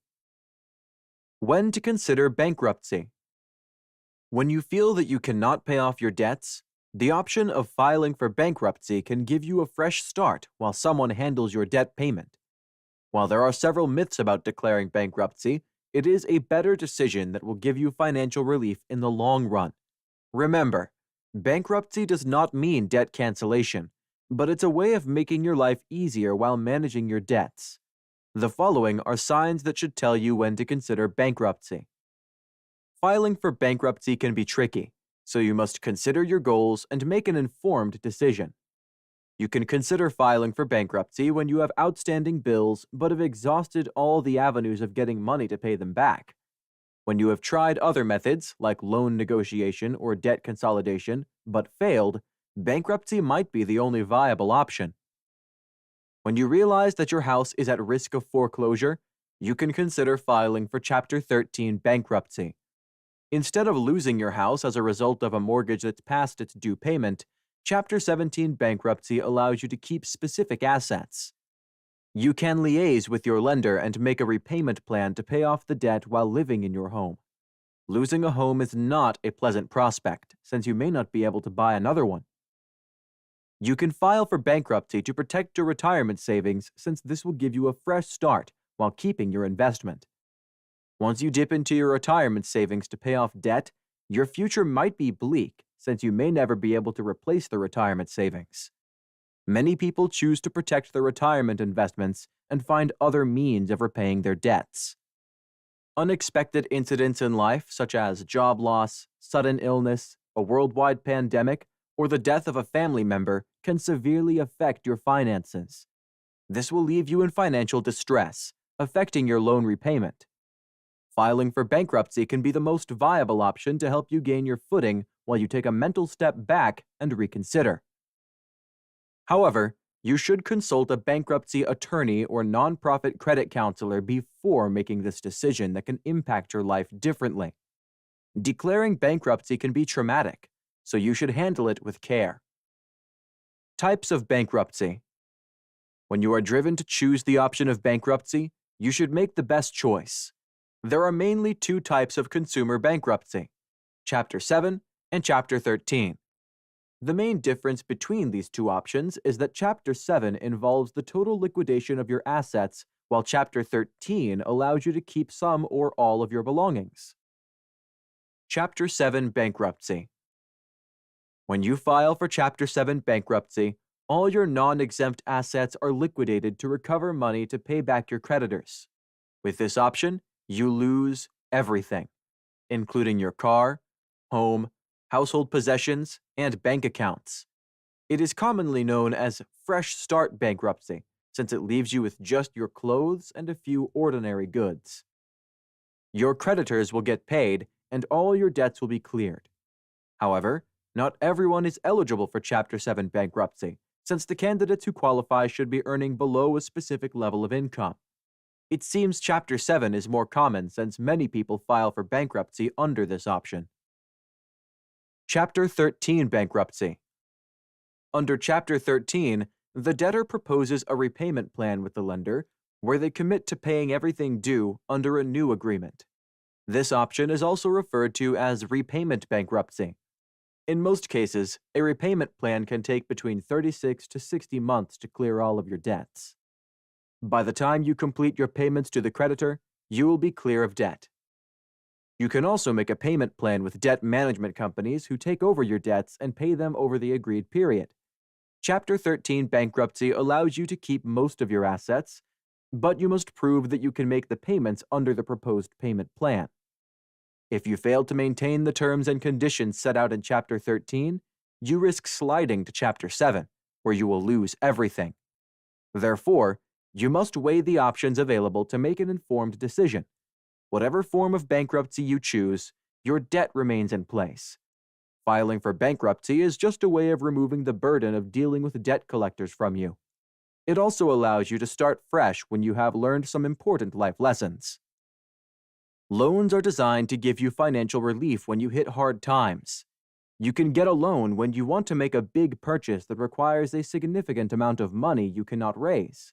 Whatever type of loan you get, make sure you should pay it back, and it is a good idea to pay it sooner to avoid penalties and high interests. There are several ways you can consider to manage your debt. However, if you cannot repay your debt over a certain period, you can consider bankruptcy as a last resort. Chapter 7. Understanding Banks. When saving money, it's essential to understand how banks work. Choosing your bank and bank account type must be based on your financial needs. and after a thorough investigation of the instructions you decide to use. It is to make the most of the benefits these institutions offer you. How to identify the right bank. The first step you'll need to take is identifying the right bank for you. Here's what you need to know while doing so. Understanding the types of banks. There are 3 main types of banks you'll have to choose from. Traditional banks. This is likely what you think of when you think of a bank. Traditional banks offer brick-and-mortar offices where they provide clients with banking and other financial services and have ATMs that people can use. They may offer online banking services as well. Online banks. The popularity of online-only banks has grown massively over the years, partly due to their lower fees. The lower fees are a result of no overhead costs associated with physical branches, and these savings are passed on to the clients. They are just as safe as other banks, but you will need to ensure that it is insured by the Federal Deposit Insurance Corps or National Credit Union if you choose an online bank. Credit unions. While traditional and online banks make a certain amount of profit off of your clientele, credit unions are not-for-profit financial cooperatives. They are member-owned, and members can avail of lower fees and higher interest rates. However, they usually have stricter rules for accessing services, and many don't offer online services, which can be a challenge if you need to access your bank account frequently. We'll look at the pros and cons of each of these options further down the line. Choose the right account.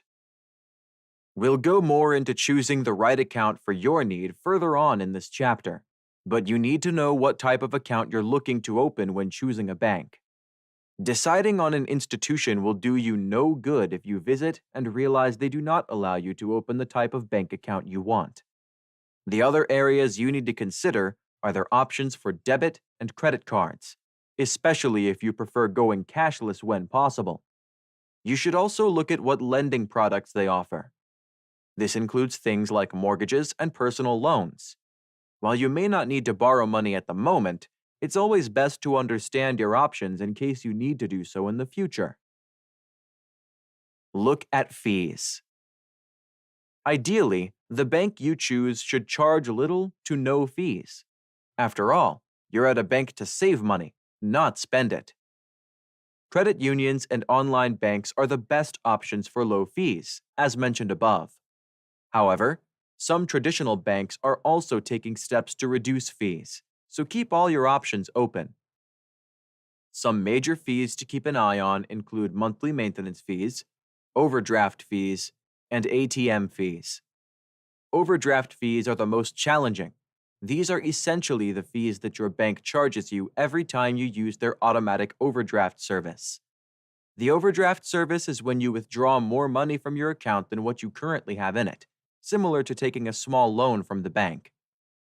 This means an unnecessary expense can have an extremely significant effect on your budget, depending on the bank in question and how much extra money you withdrew.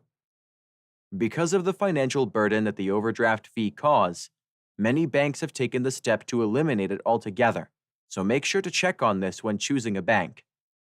You should also look at taking steps to reduce additional fees, including linking your checking account to another account at the bank. This means if you do overdraw from the checking account, the money is covered by your second account, and you don't have to worry about overdraft fees. This is also known as overdraft protection. Sign up for bank alerts that warn you when you're at risk of overdrawing from your account. Ask your bank if there is a way to waive the monthly maintenance fees. Banks generally require you to have a minimum balance or set up your direct deposits if you want this fee to be waived. Keep the pros of a traditional bank branch in mind. As mentioned above, traditional banks generally have the highest fees of your 3 options. However, there are several benefits that a physical bank branch offers you that you will not be able to find with an online bank. Physical branches are a great option for people who aren't familiar with the ins and outs of banking and may require help getting their feet under them. With the option of a physical location, You can easily walk in and ask someone for help. While online banks generally have a robust customer service team, it often doesn't make up for an in-person interaction, and many people find online or phone-based customer service frustrating. Traditional banks also offer ATM services, which can be essential for many people. However, bank ATMs can also be accessed by customers of other banks, so if you choose an online bank, you may still be able to use the ATM machines operated by your local traditional bank. If you do decide that a traditional bank is right for you, there are a number of convenience factors you should keep in mind when deciding on a specific bank. Some considerations include whether they offer online or mobile banking services, where their physical branch is located and how accessible it is for you, where their ATMs are located and how convenient those locations are for you. Which of these you should value the most depends on your needs. For example, if you prefer doing all your banking in person, you may focus more on the location of their physical branch. However, if you prefer online banking and choose a traditional bank for reasons other than in-person customer service, you may prefer to focus on their online banking services. Consider credit unions. As discussed above, credit unions are a good alternative to banks. They offer the low fees associated with online banks with the in-person convenience of traditional banks. However, keep in mind that you need to be a member of the credit union in question before opening a bank account with them. Joining credit unions is easier than it has ever been. However, there may not be a credit union you qualify for located near your home, so make sure to research your local options. Some credit unions require you to be a part of a certain subsection of people. For example, the Navy Federal Credit Union is limited to military service members and their families. The American Airlines Federal Credit Union is limited to airline industry employees and family members. That said, it should be possible to find at least one credit union you're eligible for near you, especially if you live in a major city. Several are available across the country, and some allow you to qualify for membership by doing something as simple as donating to a related charitable organization. So if you're interested in a credit union, make sure to take a thorough look at your options. Make sure the bank you choose can support your needs. The bank you choose should be able to support you over the years, and not just at present. For example, if you're trying to save money, look for banks that offer high-yield savings accounts and the ability to open and name separate savings accounts. For example, one account for retirement, one for travel, etc. Ideally, you'll be staying with this bank for the long term, so you don't want to be caught by surprise years down the line. Consider their digital offerings. While most banks today have a website and likely a basic app that allows you to transfer funds, pay bills, and complete other essential functions, not all offer more advanced capabilities. Make sure to consider what digital offerings a bank offers before making a decision and whether you need those offerings. For example, if you don't plan on applying for a debit card, you probably won't worry about whether your bank will let you lock it and prevent strangers from using it. On the other hand, people who prefer online banking will likely prefer a bank that offers a smartphone app instead of only a desktop portal. Read the terms and conditions. We know that the terms and conditions of any contract are the most boring part, and while you may be tempted to overlook them, you must read them all in detail. There's a lot of important information hiding in the account agreement that you may not find elsewhere on the bank's website, and you can also make sure you're not committing to any hidden fees. Additionally, the terms and conditions usually include things like situations in which monthly maintenance fees will be waived, what out-of-network ATM charges you will incur if you use another bank's ATM, whether the bank is federally insured so that you don't lose out if it closes, when promotional deals expire. This information will come in handy in the long term and can even prevent you from choosing the wrong bank. Read reviews. You can do all the research in the world, but that won't make up for hearing the unvarnished truth from other customers. Seek out online reviews and speak to friends and family who may have experience with the bank you're considering. They can often clue you into things you won't realize at first glance, such as how their customer service is and any challenges you may have to overcome in the future. What about online banking? We've discussed keeping the possibility of online banking in your mind when choosing a bank. But what exactly is online banking, and why is it so popular? Online banking is essentially what it sounds like: the ability to make financial transactions via the internet. It can offer nearly every service you'd get from a traditional bank, including online bill payments, deposits, transfers, and more. However, each bank offers different online banking options, so yours may not offer all the options mentioned above. So, why is it so popular? After all, most people have grown up hearing the dangers of sharing your personal information online, and your bank details are some of the most private pieces of information about your life. If they get out, there are significant privacy concerns you'll have to contend with. While this is true, banks offer safe, secure, online bank platforms that will keep your information private. Of course, you'll need to be alert and take common sense measures such as keeping your passwords secret. However, in general, it's actually a rather safe undertaking. Online banking is popular for multiple reasons, one of the major ones being the convenience it offers. You do not have to make your way to a brick-and-mortar location and can complete transactions from the comfort of your home. This also means you have to earmark less time for banking, allowing you greater time in your day for other pursuits. Additionally, it's fast and efficient, and funds can be transferred between accounts and institutions almost instantly. You can open and close accounts online without interacting with people if you prefer not to. Most institutions allow customers to monitor and access their accounts around the clock, allowing you to ensure your accounts are safe.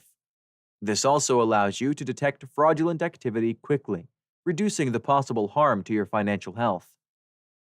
Finally, you have greater access to your bank records, allowing you to download and print them as needed. You no longer have to make the trip to your branch in person and wait for a staff member to do it for you. You'll have what you need in minutes, allowing you to complete tax filings quicker. The different types of bank accounts. As mentioned above, we'll now take a look at the different types of bank accounts you can choose from. Which one you choose will depend on your unique financial needs. Checking accounts. A checking account is for money that you'll be accessing frequently or on a daily basis. This is the account from which you will draw the money you spend on groceries, rent, or other similar expenses. For this reason, they're also the most accessible type of bank account and generally have few or no limits when it comes to deposits and withdrawals. These accounts generally do not earn interest, but some banks and credit unions may offer interest-bearing checking accounts. They usually come with a debit card. Savings accounts. These are exactly what they sound like: accounts designed to save money that you won't be spending immediately. You earn interest on the money saved in these accounts, and they are the right option for long-term emergency funds and goals like buying a home. Savings accounts often have some restrictions on how frequently you can withdraw or transfer money from them, and generally don't come with a credit or debit card. Money marketing accounts. Money marketing accounts, MMAs, are essentially a combination of savings and checking accounts. They have a higher interest rate than savings accounts, but also often have high minimum balance rules. Additionally, the number of withdrawals is usually limited. However, some MMAs come with credit or debit cards. They're a good option if you have a high balance that you're looking to save and earn interest on. Certificates of deposit. Also known as CDs, these accounts help you invest money at a fixed interest rate for a fixed period of time. There is minimal risk involved with this account versus many other investment products. Terms vary depending on the bank and the account and range from months to years.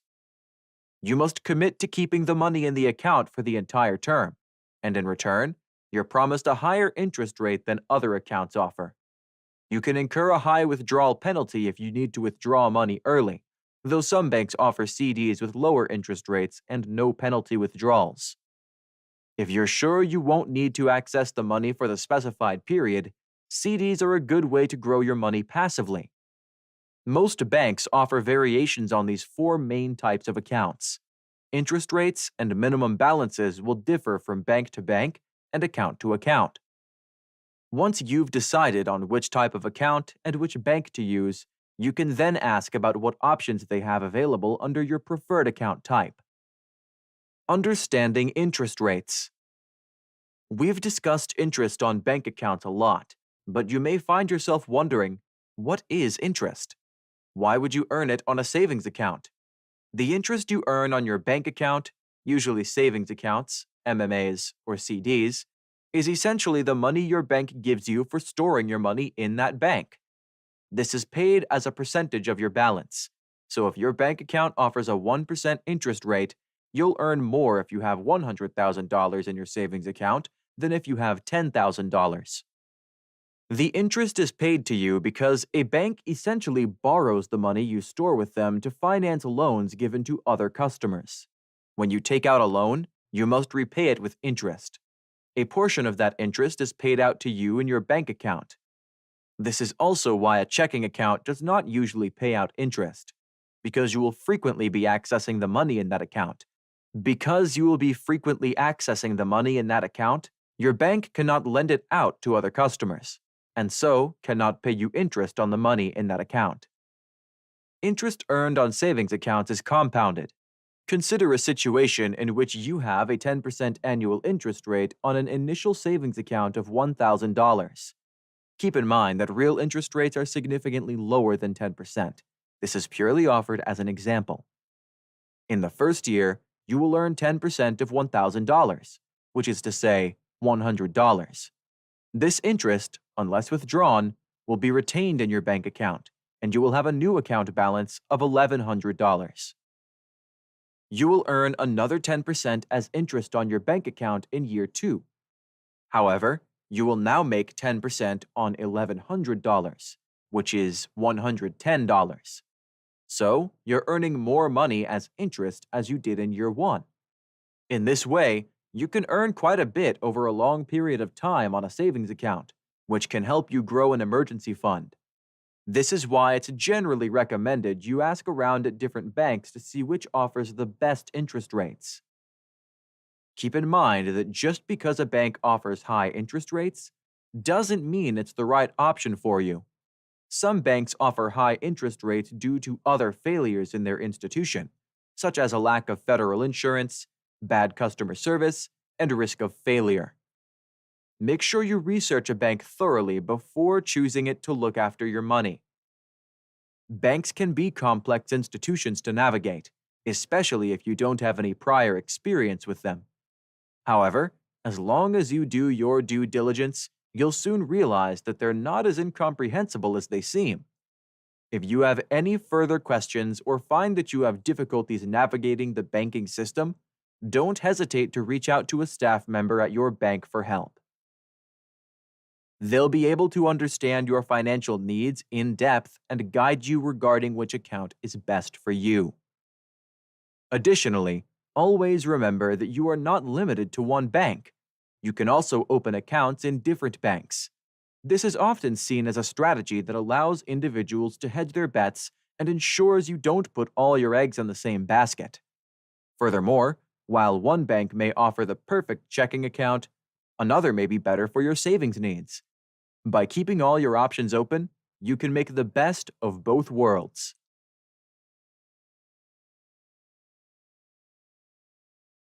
Chapter 8. Credit Cards. You have heard about credit cards and debit cards, but some misconceptions are often associated with them. This chapter will explain the difference between a credit card and a debit card. We will also explain the time value of money and why it is important to understand it. We also discuss credit card myths and everything you may want to know about credit cards. including their dangers.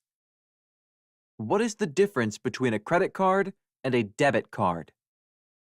Credit cards and debit cards share several similarities, like 16-digit card numbers, magnetic strips, expiration dates, and EMV chips. Both are convenient and easy to use, but they come with important differences that can impact your financial situation. A credit card is offered by a specific financial institution, like a bank, and it allows the holder to borrow money from the institution.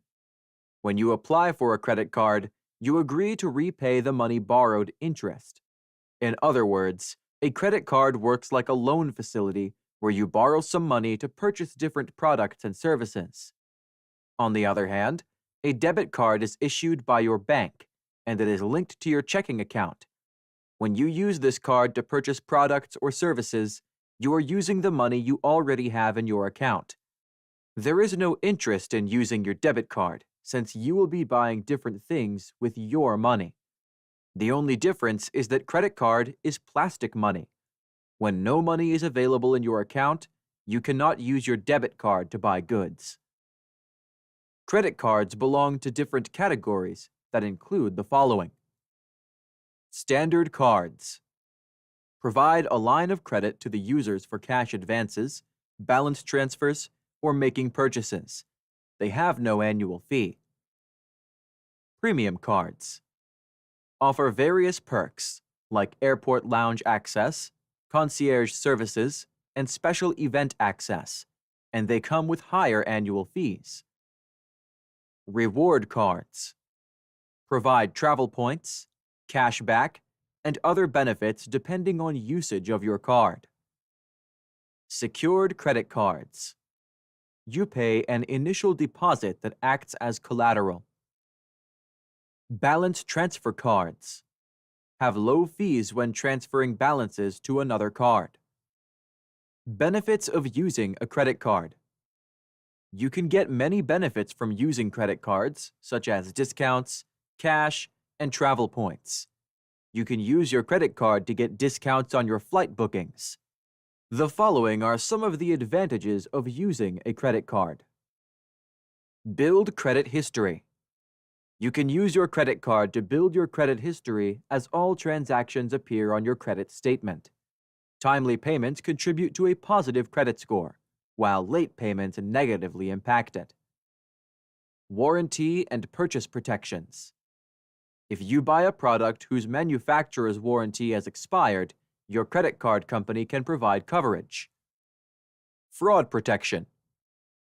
Credit card companies offer fraud protection, and the maximum liability of purchases conducted after the loss or theft of the credit card has been reported is $50.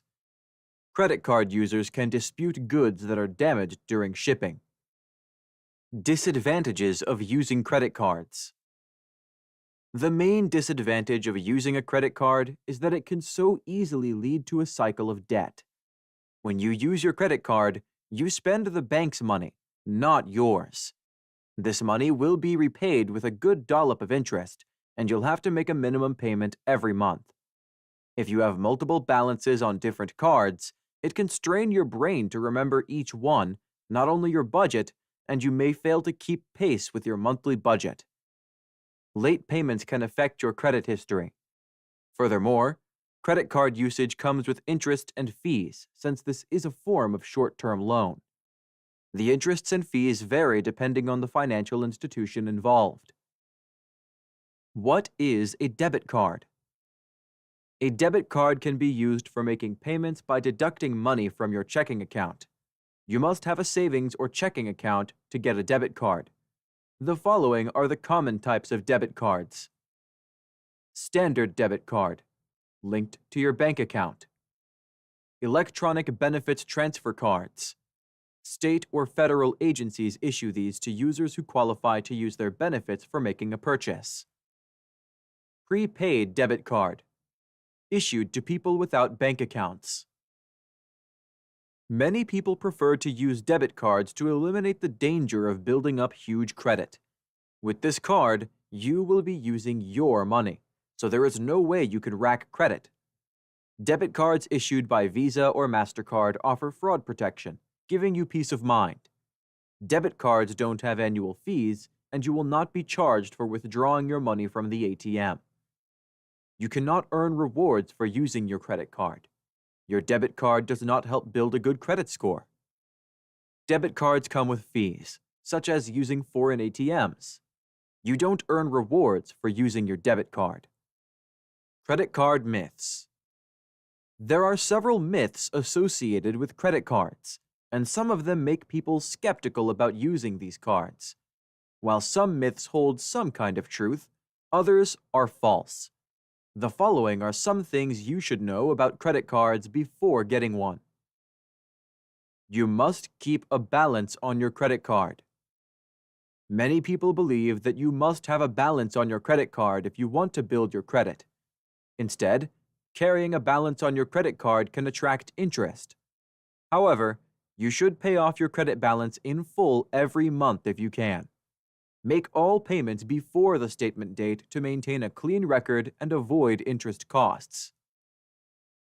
It's best to close the card after paying it off. Closing your credit card after paying it off can damage your credit. This can lead to the shortening of your credit history, impacting your credit score. You can keep it active by making small subscriptions. High credit is bad. Another myth is that a high credit limit is bad, but the opposite is true. If you have self-control and you can manage all your monthly payments, there is nothing wrong with using a credit card.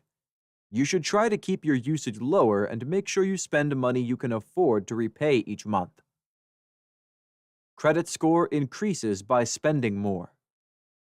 Some people have a misconception of believing that spending more can lead to a rise in the credit score. However, the truth is that credit usage and regular payments determine your credit score. Your credit score is not related to how much you spend, but the way you use your credit. You can lower your credit score by checking it. Another myth is that checking your credit score can lower it. The truth is that it is a good thing to monitor your credit. Hard inquiries will go to your credit history, and soft inquiries will not affect it. You can use your bank or credit card app to check your credit score in real time, and this is regarded as a soft inquiry. It does not damage your credit. Checking your credit reports shows that you are responsible, but you must not overdo it. You must pay the minimum due amount.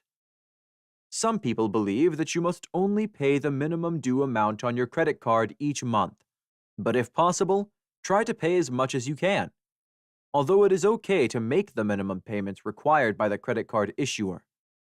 However, interest charges will continue to build, so paying more is better. Maintain your credit card usage at 30%.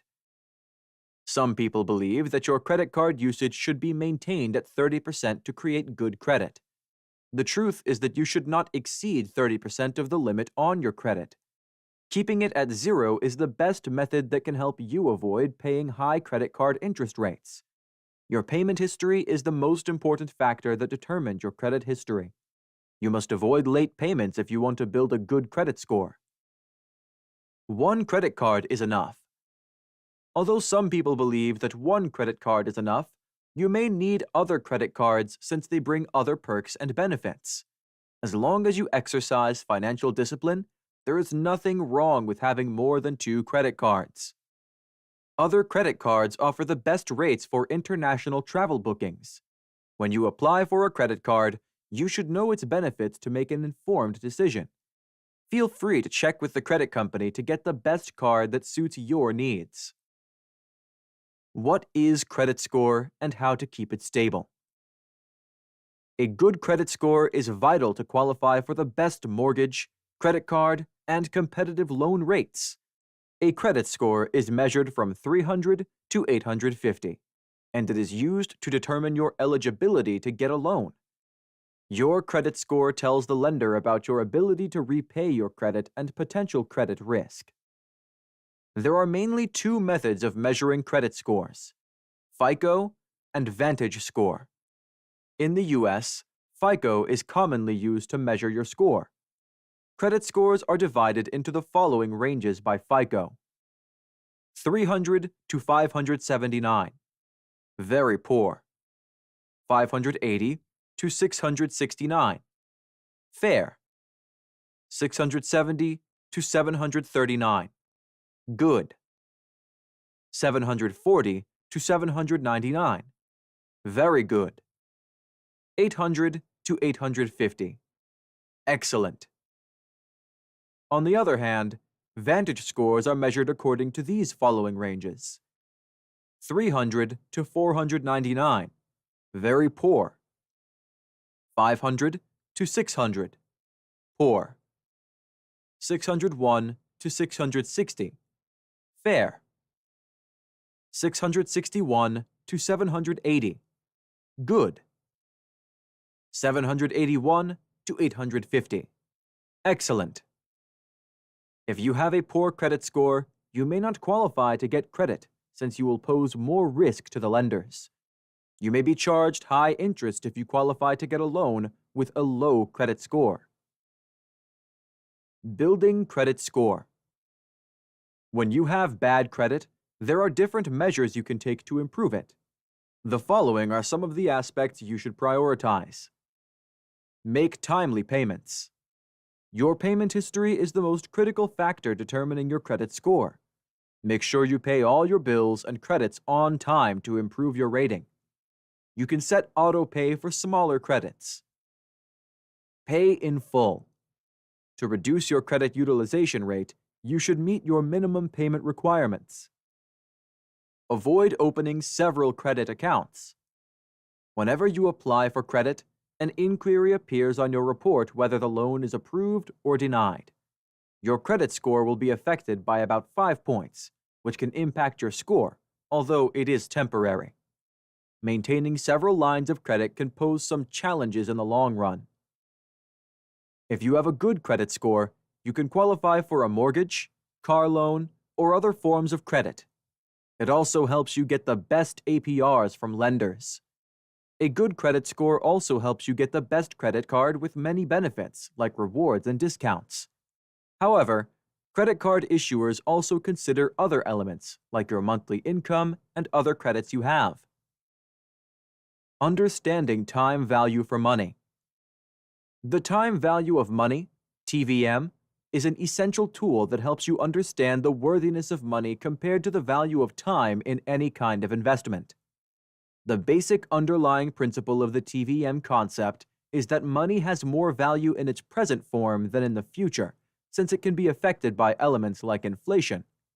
For instance, $1,000 can buy you more things today than you would get with the same amount 10 years from now. The TVM concept helps you make an informed decision when you invest your money, considering that its value changes. You are likely to encounter some risks when you invest in a business. Therefore, you will choose the best investment option when you understand the inflation, interest, risk, and return elements. If you find a good investment option that gives you healthy interest, it can be a good idea to consider it since it will give you more money in return.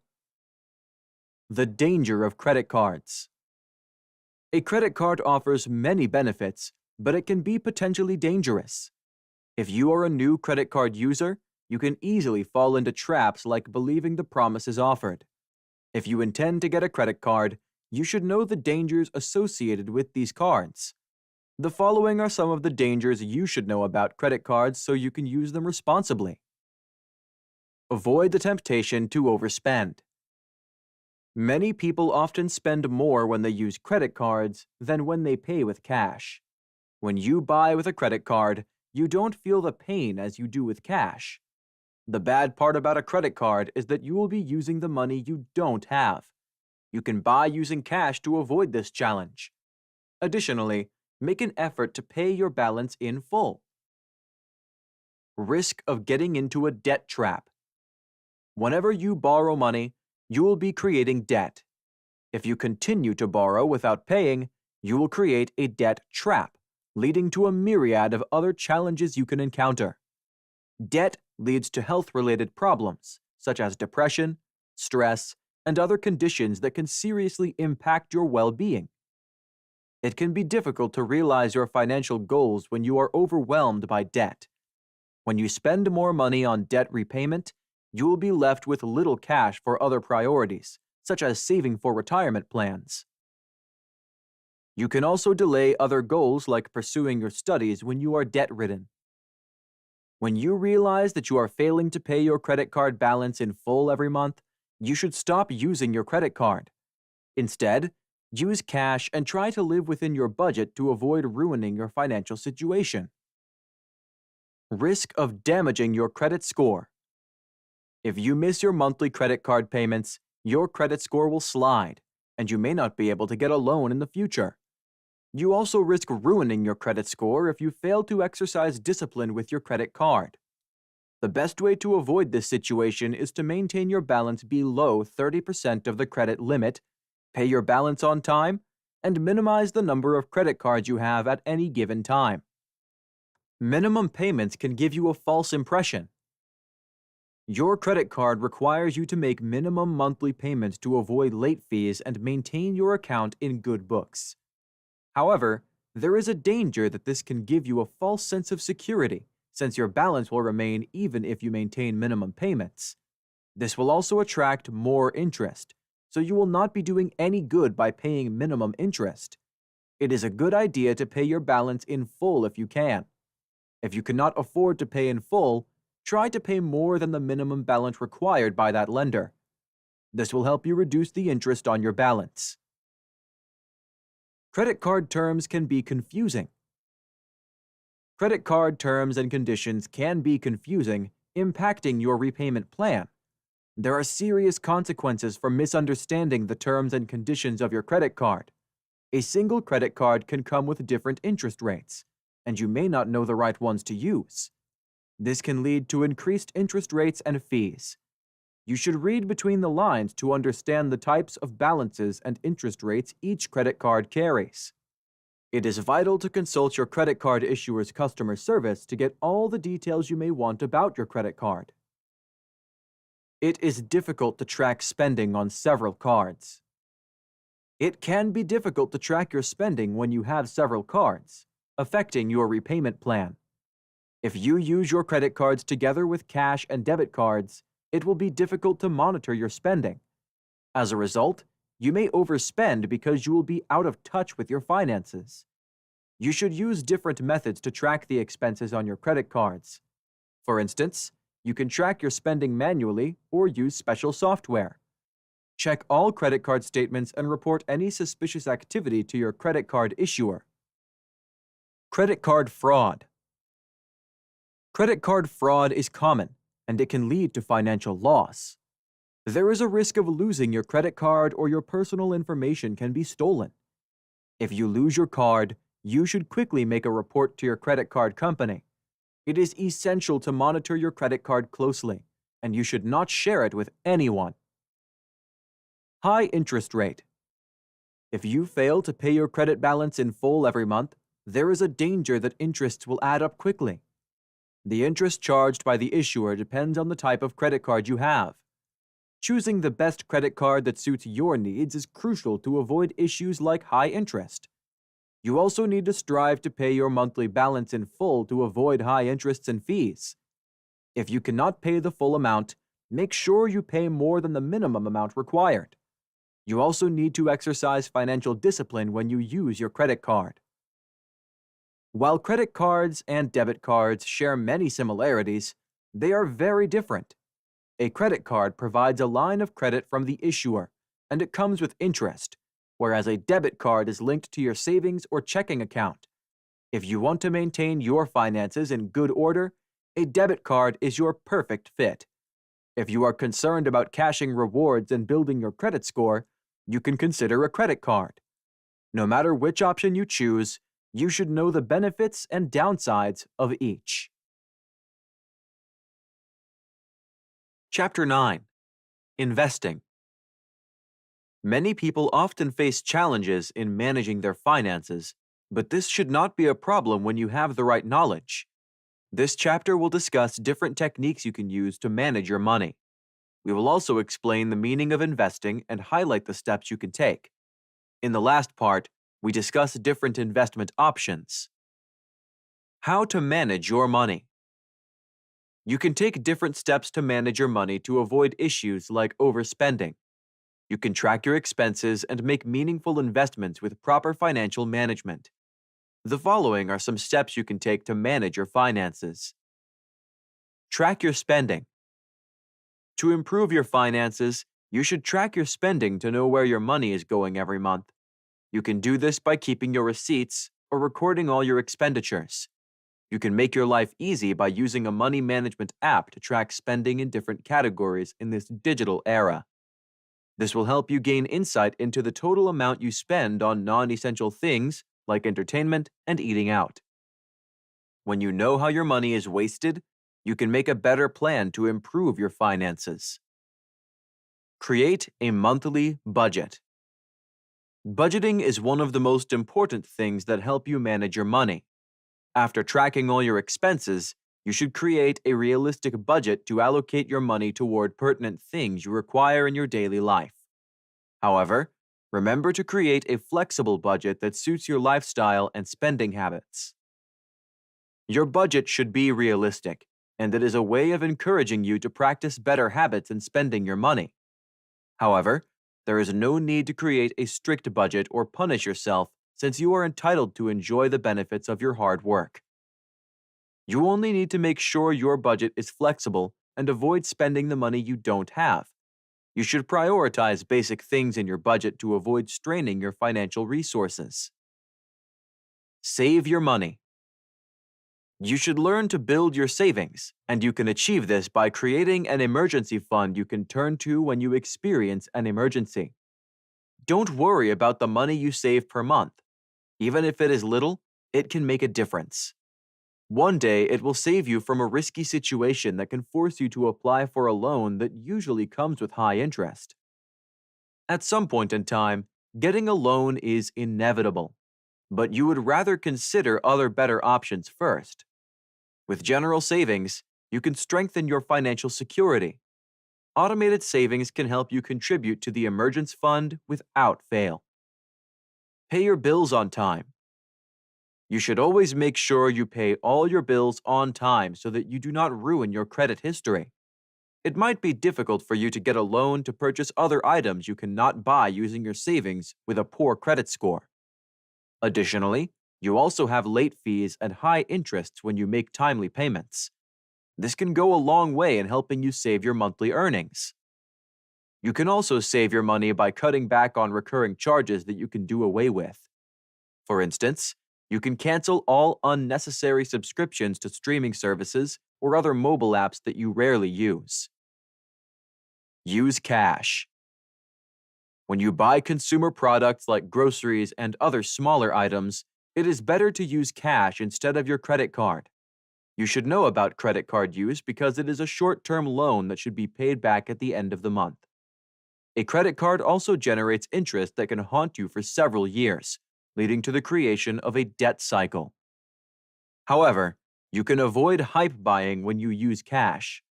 This method only allows you to use the money you have, unlike when you buy with a credit card. Start investing today. One of the most effective methods to manage your money is to start an investment that will help you generate more income. If you properly manage your finances, you can end up with more money. We will discuss different things you should know about investing your money in the next section. What is an investment? Investing is the process of buying assets or performing any activity that can increase the value of your money in the future, where you can get returns in the form of capital gains or income payments. Even when you are no longer going to work, you can enjoy passive income continuously from your investment. It is all about spending your money and time to improve your welfare in the long run. There are different investment vehicles you can consider, and these are designed to help you earn additional income or a profit from your initial deposit. However, investment comes with risks and losses, so not all investments are profitable. You should know different things before investing your money so you make an informed decision. How to start investing. There are several forms of investment options to consider depending on your long-term goals. Here are some tips that can guide you in your investment journey. Pick an investment strategy. The first thing you should do is to pick a strategy determined by the amount you want to invest and the timeline for your investment. Other investment firms are simple, and you can start with little money. You can also opt out whenever you want, especially when you choose short-term investments. However, other investments require large sums of money, which are long-term. You should also know the amount of risk posed by each type of investment vehicle you choose. Start investing early. If you want to make a long-term investment, it is vital to get started early. When you invest when you are still young, your money will get enough time to grow. Remember, your money will gain interest to choose the ideal timeline that suits your needs. If you invest more money, it means you will get handsome returns at the end of your investment term. For instance, if you make monthly contributions of $200 for 10 years at an average annual interest rate of 6% of your investment, you will get $33,000 at the end of the investment period. Your total contributions would be $22,400, while $9,100 will be your interest. While the market has ups and downs, long-term investment can benefit you more. If you don't invest your money and choose to keep it in your savings account, there is a risk that it can be eroded by inflation. Decide how much you want to invest. Your investment goal should determine the total amount of money you can invest. Suppose retirement is a common goal of an investment. In that case, you must use a retirement calculator to try and figure out the total income you can get from your investment after a particular period. Again, it will be easier if you start your investment plan when you are still active and fully employed. Choose an investment account. You can invest for retirement using the usual 401k or use an individual account such as a traditional or Roth IRA. However, if you have another investment goal different from retirement, you should pick an appropriate account that suits your needs. A taxable brokerage account is a perfect option since it allows you to withdraw your money anytime you need it. Another thing about opening an investment account is that you don't need large sums of money to get one. You can invest as little as $500 and still get an account of your choice.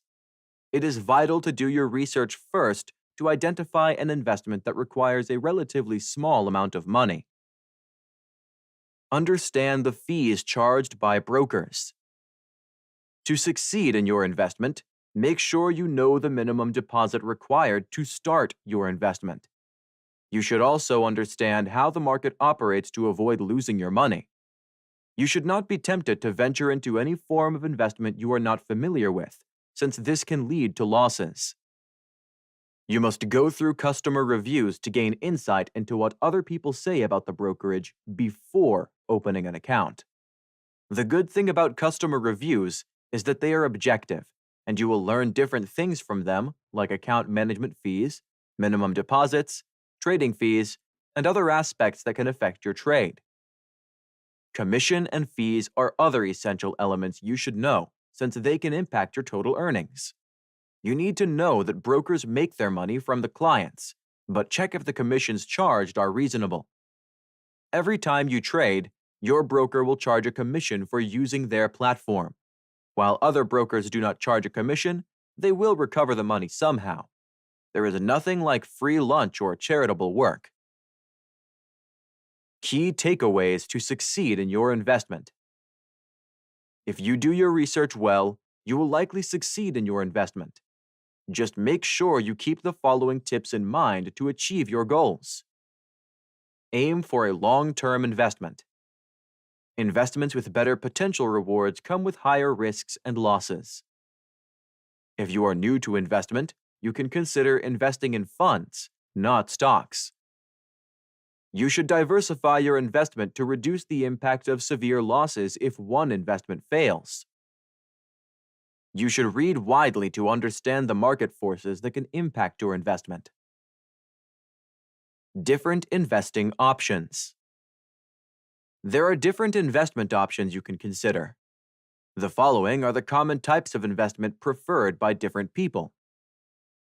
Invest in stocks. When you invest in stocks, you buy shares in public companies, and you do this in anticipation of earning dividends when the company grows. Your shares will become valuable when the company improves its performance. You can also sell your stocks to other investors, giving you a profit. Stocks are also known as equities, and they can be purchased for thousands of dollars. When you buy stocks, you will be included in the company's profit sharing. When the company performs well, you will also get more revenue depending on the available stocks. It is a good idea to purchase stocks through a mutual fund. You can put your money in an online investment account, and it is used to purchase stocks. Get as much information as possible about the kind of trade you want to undertake so you don't make losses. If you want to invest in stocks, you should first practice trading with market simulators before using real money. This will help you determine if the kind of trade you want to venture into is your perfect fit. Investing through your employer. You can invest part of your salary through your employer's investment plan. You can ask your employer to add you to the scheme if money for your pension contributions is not automatically deducted from your salary. If you invest using your employer's 401k, you will not miss any contribution, and your money will start to accumulate at an early stage. By the time you reach retirement age, you will have a substantial amount of money. Making small contributions over a long period is a great way of adding value to your money, since you can get a lump sum when you finally retire and monthly payments. Bonds. You can also invest in bonds, but this method requires substantial money before you get started. A bond is a special type of loan to a government, company, or municipality, which agrees to pay you back over a certain period. When you choose this investment, you will get your interest first. Bonds are mainly used for large construction projects or other bigger tasks like infrastructural development.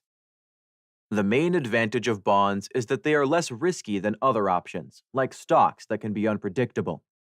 With a bond, you know the amount of money you will get and the time you should be paid back. However, bonds don't earn better returns in the long run. Therefore, bonds should constitute a smaller segment of your investment portfolio. You cannot solely rely on bonds since they will not give you enough money to sustain you in the long run. Mutual funds. Mutual funds consist of different forms of investments combined. When you choose to invest in mutual funds, you will skip the hassle of selecting bonds and stocks. Instead, you can buy a collection of investments in one transaction.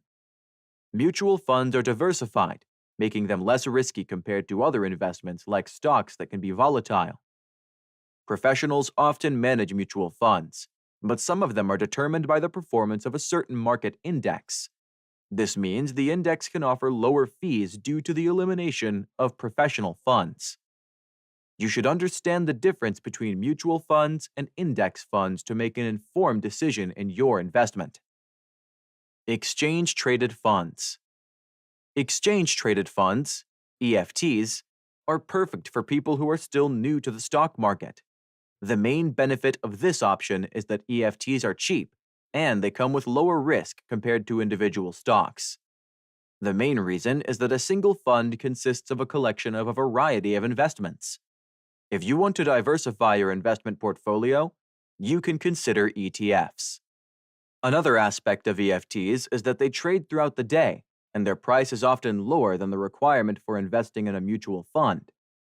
To sell ETFs, you should have a brokerage account, and all forms of trade would be done online. Most brokerages don't have transaction or inactivity fees, and they have no account minimums. Opening a brokerage account is a simple process, not very different from opening a bank account. If you want someone to handle your investment on your behalf, you should get an account with a robo-advisor. They will build and manage your investment, and you will be charged a relatively low annual fee. However, you need to monitor your account regularly. Commodities. Commodities include different things like precious metals, energy products, and agricultural products. These are usually raw materials used in various industries, and their prices are determined by market demand.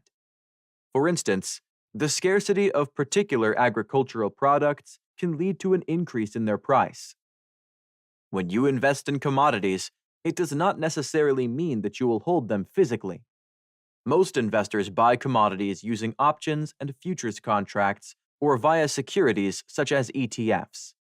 The other option of investing in commodities is buying shares from the companies that offer them. When you become a shareholder, you will be included in the profit sharing. The danger of investing in commodities is that they come with relatively high risks. Investing in options and futures mainly depends on the money you borrow, which can lead to unprecedented losses if the market for commodities performs below expectations. The other risk of investing in commodities is that their price is determined by several factors beyond the control of many people. However, gold is a good investment since it is viewed as a storage of value. Real estate. Investing in the real estate sector is one of the wisest decisions you can make if you want to enjoy passive income in your entire lifetime. The good thing about investing in properties is that their value appreciates over time, so you are always assured of better returns in whatever type of investment you choose.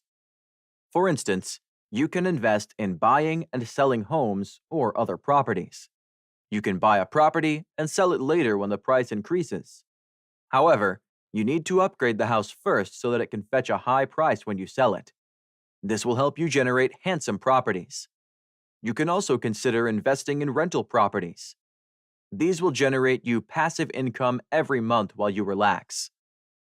The other option that helps you invest in real estate without owning any property is buying shares from a real estate investment trust, REIT.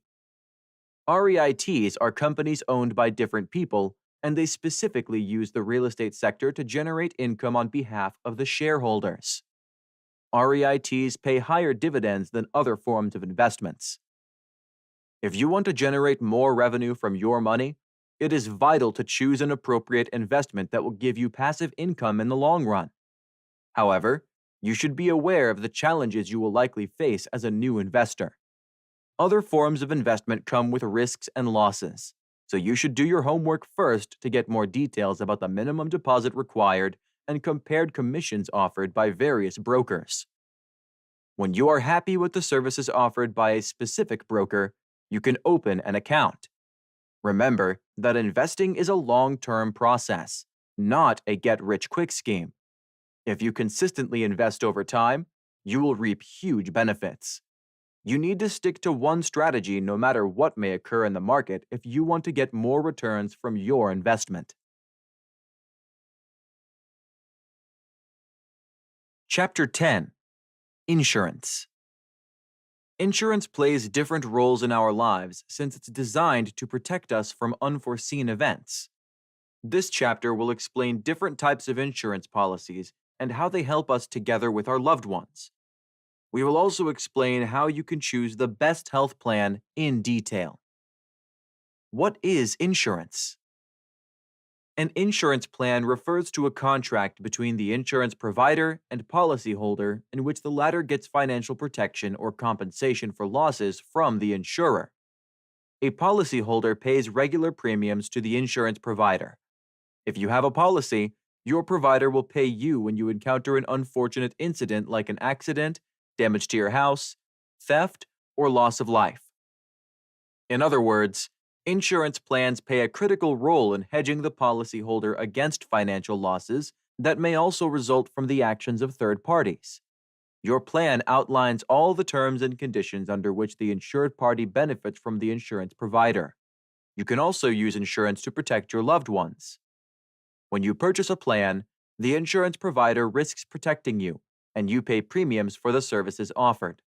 If an insured party experiences any form of eventuality, they can file a claim with the insurance company. An insurance provider evaluates the claim and settles it if the application meets the criteria for approval of compensation. Benefits of insurance. In most cases, disaster strikes when you have no money, and this is where an insurance policy comes in handy. Insurance policies benefit people and society as a whole in various ways. Along with the obvious benefits of insurance, others are not much discussed or discussed. The main advantages of insurance include the following elements: cover you against uncertainties.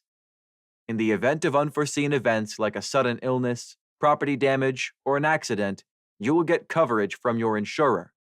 The protection you get depends on the type of policy you have. Management of cash flow. When you pay for losses caused by uncertainties out of pocket, your finances are likely to be affected. However, when you have the right policy, your insurer will handle the issue, giving you peace of mind. Provides investment opportunities. When you operate a business, make sure you have an appropriate plan. If you want to attract investors, they first check if you have business insurance. If you have no policy, no investor may be willing to risk their money by joining hands with you in business. Each plan is designed to suit the needs of different people, so you should know what you want.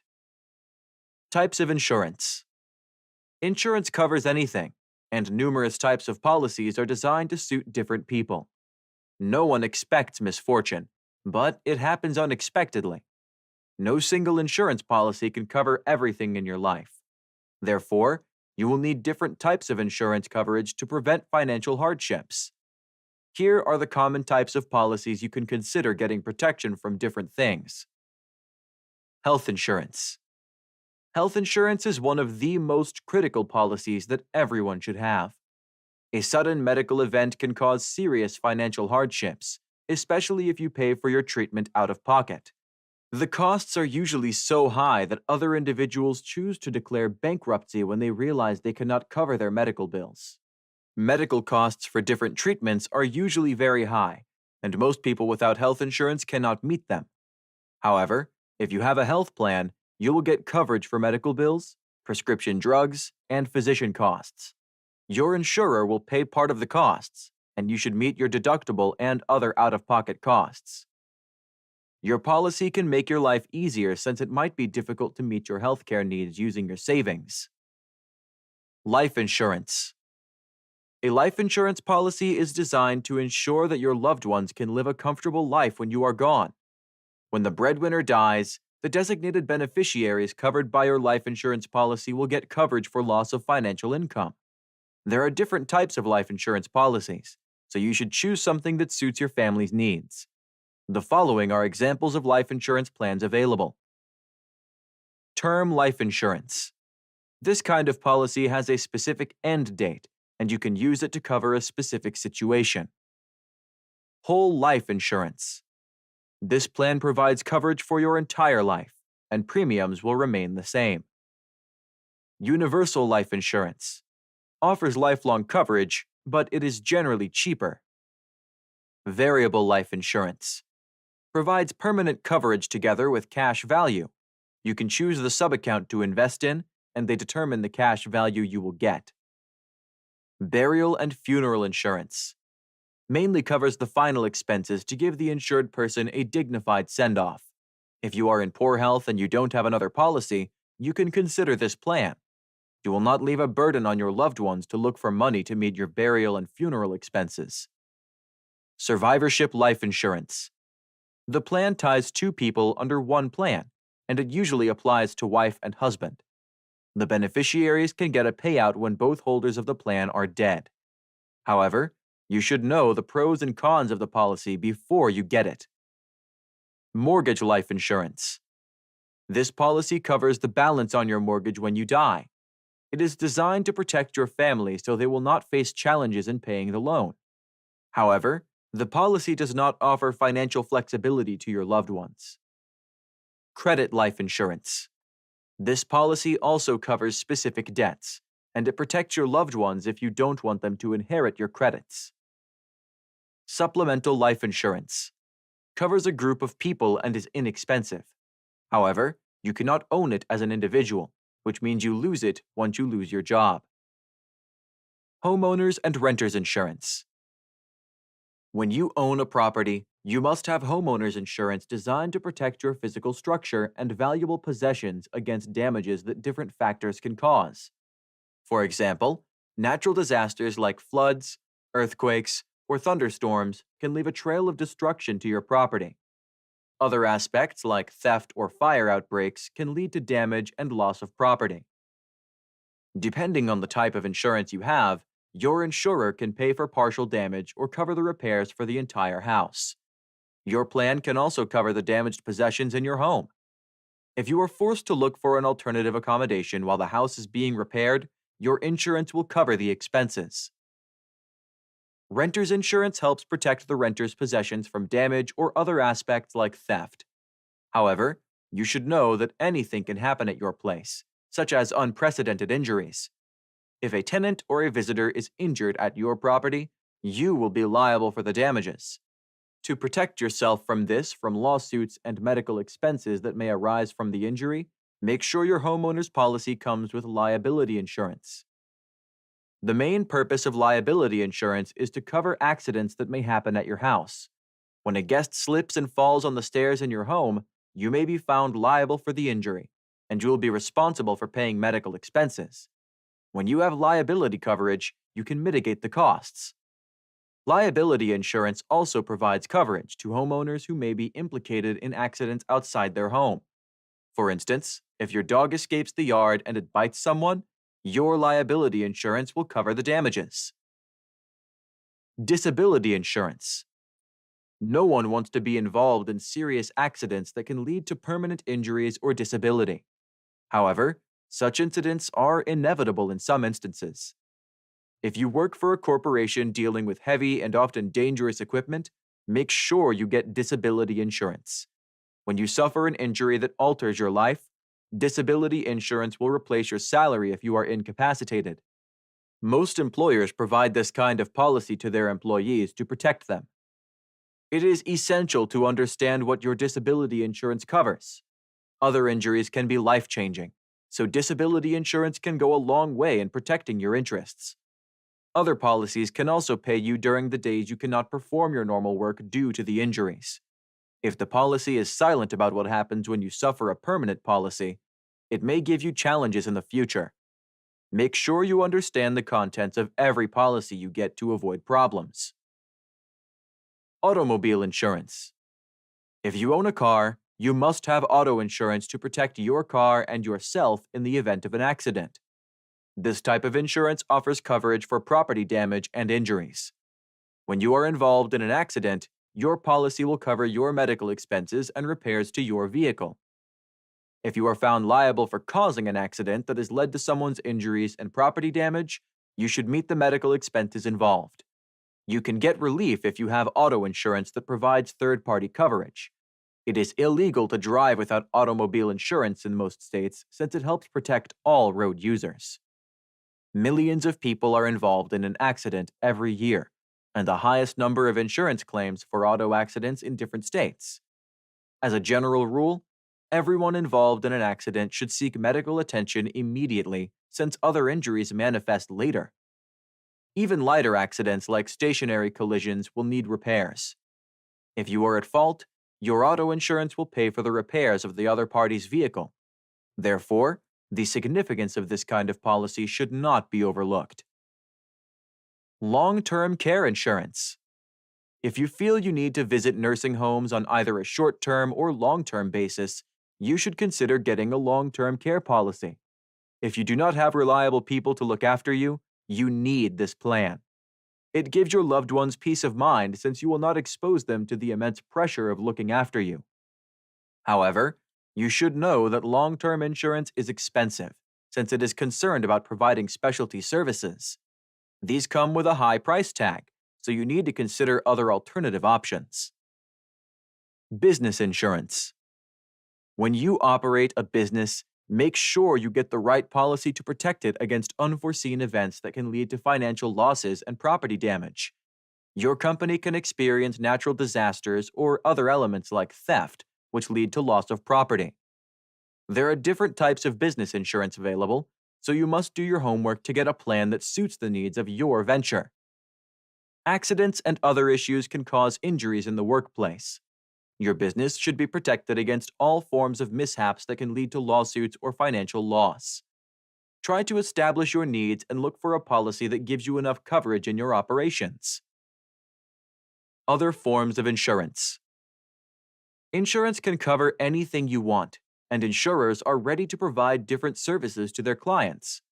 Apart from the popular insurance policies highlighted above, other plans are designed to cover specific needs like medical malpractice and professional liability.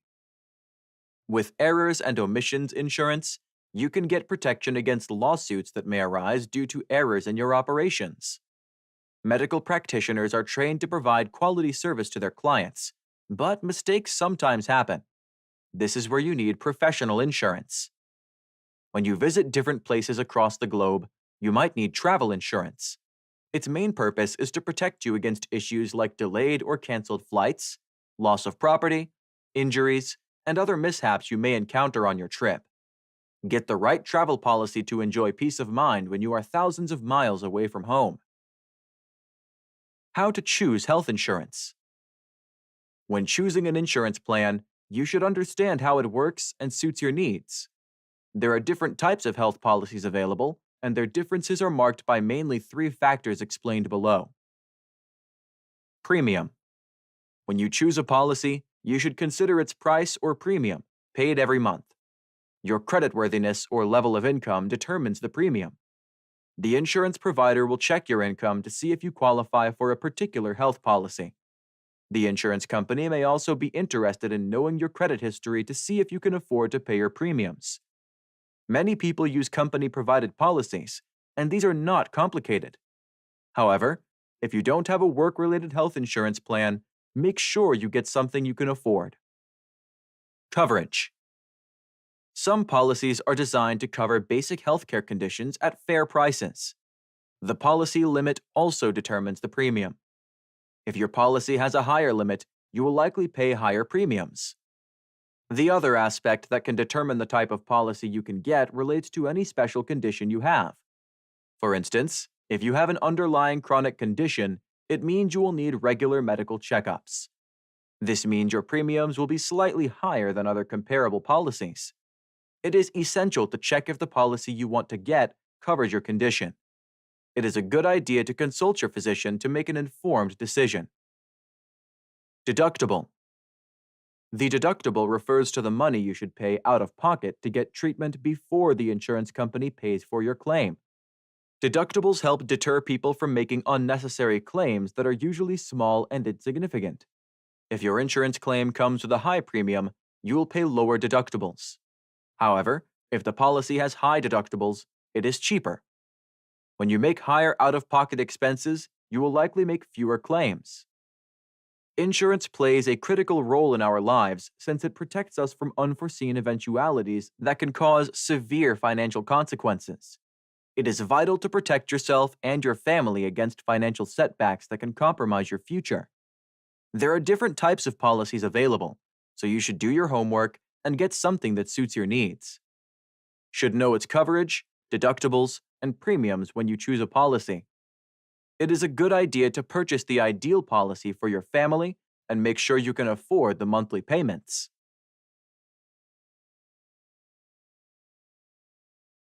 Chapter 11. Passive income. In today's world, a single source of income is not sufficient to cover the considerable financial burden. With prices soaring, people are looking for alternative means of earning money. However, people with hard schedules question how to put effort into an additional job. This is where passive income comes in. People often misunderstand the concept of passive income and how it works, and therefore miss out on the many benefits it offers. While active income requires that you put in the time to perform a task or service to get paid, passive income requires little to no effort to generate a consistent cash stream. However, it does require some amount of effort or investment at the beginning of the venture. Almost everyone has some sort of active income in place before deciding to invest in passive income. Like any other investment, passive income sources require some level of commitment, but the generated revenue is all worthwhile. Reasons for building a passive income portfolio. Many people don't bother looking into passive income options because they either think it's too much of a hassle or have no motivation to earn passively. However, they are missing out on quite an opportunity, as there are numerous reasons you should consider building a source of passive income. 1. Financial stability. Many people these days live from paycheck to paycheck and do not have the financial stability to live a carefree life. A source of passive income will help achieve financial stability without spending too much time on a job. This way, you will have a financial safety cushion to lean on and will not have to worry about your paycheck to make ends meet. 2. More money at your disposal. When you're earning passively, there's more money at your disposal to be used to further your finances or just used as you'd like. You can put this extra cash towards savings for your car, your house, or other expenses you'd have difficulty paying with your active income. If money ever held you back from following your passion, getting passive income will solve this problem. 3. Independent of a paycheck. When you have more financial freedom, you're free to follow your passions without worrying about your paycheck. If you invest in multiple sources of passive income, the more, the merrier. 4. Location independence. Passive income gives you the freedom to make money from where you'd like. You don't have to be limited to a single location for the rest of your life.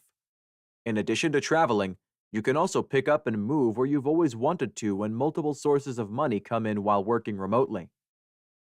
5. Early retirement.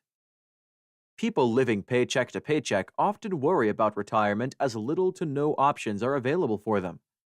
However, you can start planning for early retirement with passive income coming in. Ways to build passive income. Passive income sources either require an upfront time or monetary investment to bring you profit in the long run. If you're not willing to invest in one of these, you can't expect to get a constant stream of money at a later stage. This doesn't mean that you have to invest a massive amount of money or months of your time, though you can start with as little as $5 and put in some effort to get great results. Listed below are some ideas to build a passive income portfolio. 1. Rental properties. Investing in rental properties is the best way to have a consistent income every month. Rental management companies today make it pretty simple for you to get profits from your rental properties without putting in the time to meet tenants, maintenance staff, etc. While there are a few matters you'd have to give attention to, you also have the option of outsourcing the entire procedure to make this an entirely passive investment. Depending on your goals and interests, there are several ways you can invest in rental properties to create a source of passive income. Some options include: invest in single-family rentals if you want an easy investment with smooth proceedings. You can even use an online platform to find a suitable property and purchase it. If you're looking for a larger-scale rental investment, consider investing in a larger development.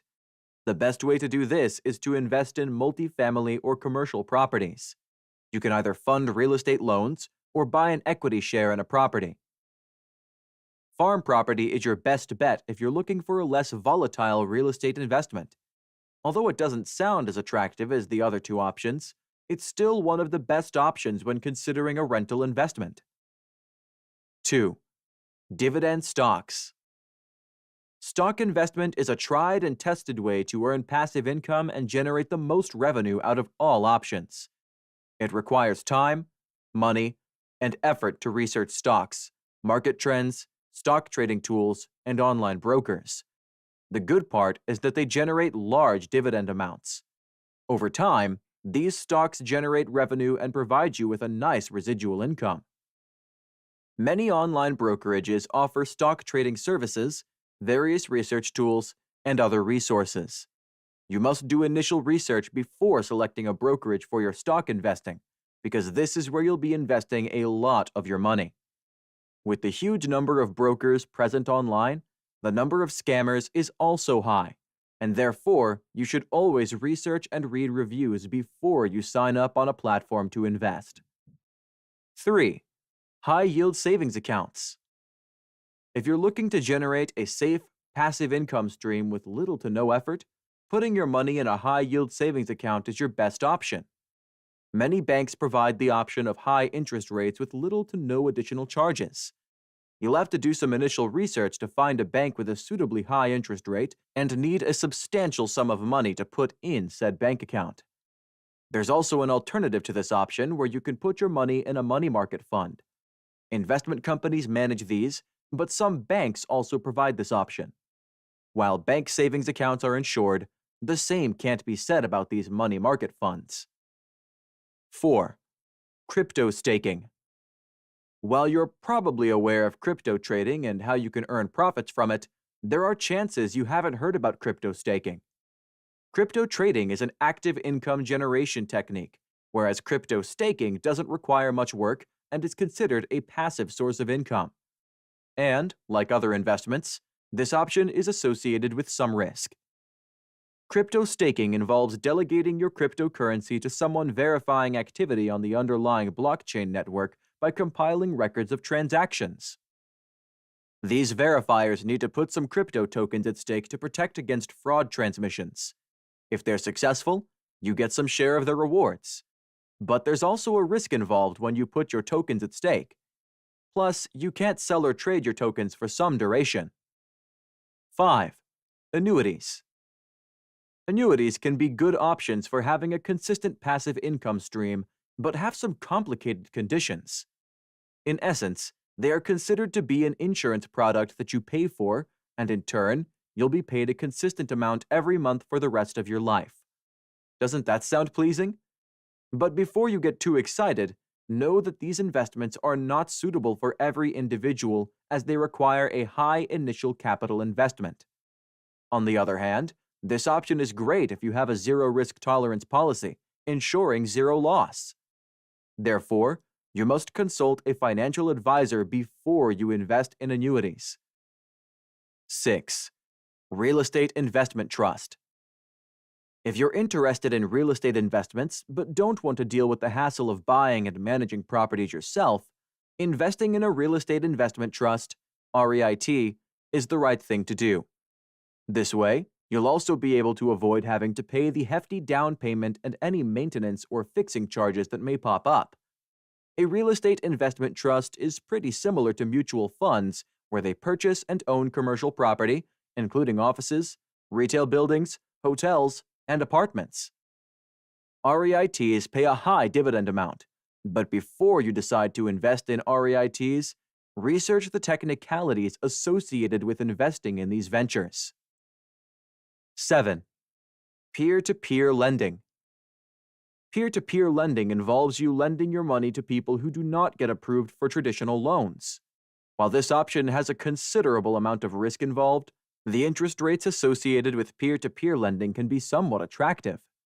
The good thing about this option is that there are various platforms dedicated to this exact purpose, where you can simply sign up and start investing money without having to worry about payback. These platforms ensure you get paid back with additional interest amounts in ample time. As the lender, you will have the freedom to choose who you lend your money to and the payback time. 8. Create content. Content creation is one of the biggest passive income sources in today's world. Many global businesses are looking for opportunities to create content and get it to their audience. Once you get your audience's attention, you can start cashing out your content by directly selling it, monetizing it, and displaying advertising. This will get you payments for the use of intellectual property that you own the rights to. However, content creation can take up a significant amount of time, but once this time and effort is invested, there's a steady stream of revenue generation for a long while. The attention of your audience. Content creation ideas can include: start a blog, create a YouTube channel, develop an app, design a website, license music, create a course online, sell stock photos, write an ebook. 9. Affiliate or network marketing. Affiliate and network marketing is becoming increasingly common as a side hustle for many people. It helps them get a decent amount of money while not putting in constant effort. However, like many other investments, this option requires you to initially put in effort and keep a watch on it. Affiliate marketing gets you commissions every time a user reaches your sponsor's product page through your content. However, building content and a loyal customer base can take a lot of time. On the other hand, network marketing can provide a better option for earning passive income by creating a downline team. With each of their sales, you get a percentage of their commission.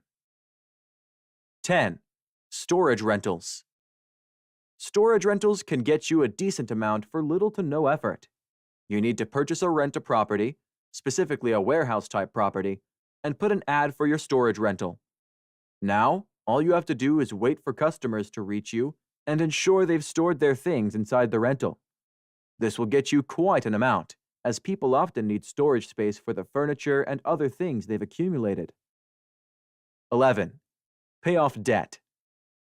If you manage to pay off or even reduce your debt, you will be saving an appreciable amount of your income. And, like other things, this too requires an initial investment. The good thing about paying off debt is that it gives you a good return on investment.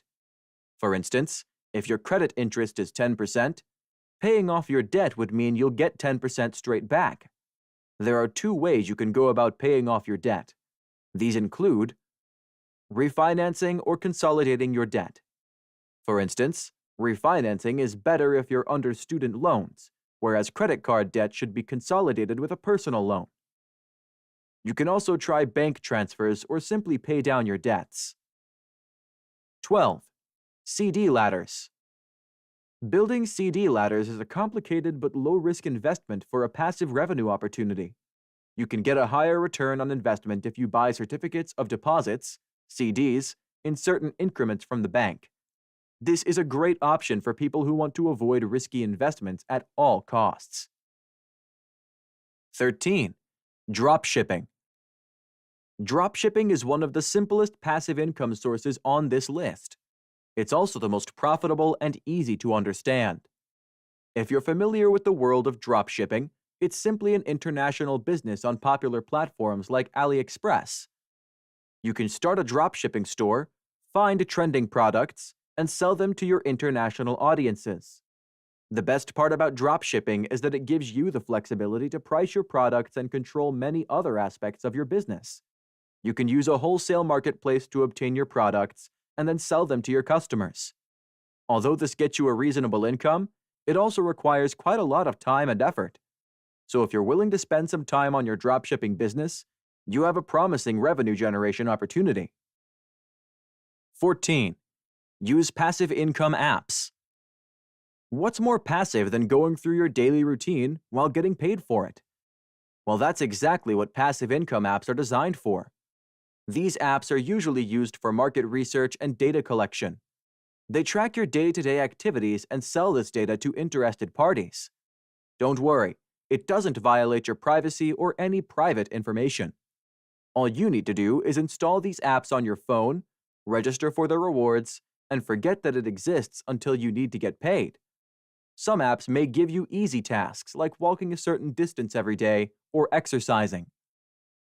There's nothing better than having the financial freedom to pursue your passions or spending time pursuing your hobbies. However, with the economic strain on most people, this becomes nothing more than a dream. This is why it's important to have more than one source of income, and that too, a passive income. Passive earning gives you all the benefits of a job, but without having to put in a lot of work. However, nothing comes without a price, and getting passive income sources requires some initial investment, whether of your time or money.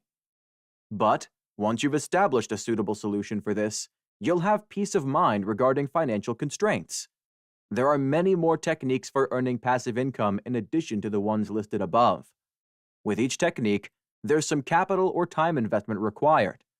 No one said earning money would be easy, but it can be a little less challenging with passive earning. Conclusion. Very few people are ready to make financial decisions, especially as they grow more and more complex over time. Financial illiteracy should not be as common as it is, and it's the main reason many people are crushed under financial burdens these days. How to properly save and invest should be common knowledge, Yet only several people pay attention to the details concerning these subjects. The rapidly changing technology hasn't made it easier for people to get a hold of managing their finances either. But with passing time, this technology will only evolve further, and thus the need for financial literacy will increase considerably. The importance of financial literacy, therefore, cannot be understated. To plan and manage your finances efficiently, an individual needs a thorough understanding of relevant concepts, evaluate where their financial mindset is, and then move towards topics like budgeting, saving, and investing. It's important to track your spending to understand where the majority of your finances are going. This is also when you'd need to identify wasteful spending and look for ways to eliminate it. Next, you need to establish a personal financial plan, which is somewhat like a professional financial plan. It considers your income, spending, savings, any investments you might have, and other important financial information. Identifying these parameters will help you set a budget, as explained in the book, and you will need to stick to this budget to manage your cash flow efficiently. The use of technology is also very important if you are to manage finances effectively. The internet has many resources and financial tools available, both free and paid. These tools will make it considerably easier for you to develop a financial plan, calculate expenses and taxes, and even help save money. Many people are buried under debts, be it student loan debt, credit card debt, or simple loan debts. High interest rates don't make it easier to pay back loans on time. Understanding how loans work, which loans would be suitable for you, and how you can pay them off quickly is key to staying out of debt. In addition to understanding which bank and bank account would be the most suitable for you, you should also be aware of the difference between the various credit and debit cards available. It's essential to learn this difference. Otherwise, you may make many bad financial decisions. Investing should also be an essential part of your financial plan. It brings you a stream of passive income, but it also broadens your financial sources. Even when investing, you must have a diverse portfolio consisting of several different investments. Putting all your money in the same place has never worked out for anyone. In the end, there are many considerations you will need to make when planning your budget and managing finances. Just ensure you do all that with an open mind and keep working on opportunities to improve your financial well-being. That was everything you need to start your financial journey. If this helped you, subscribe and leave a like. It takes 1 second and it helps more people find this content. The next video is on your screen right now. Keep going. Your financial education starts today.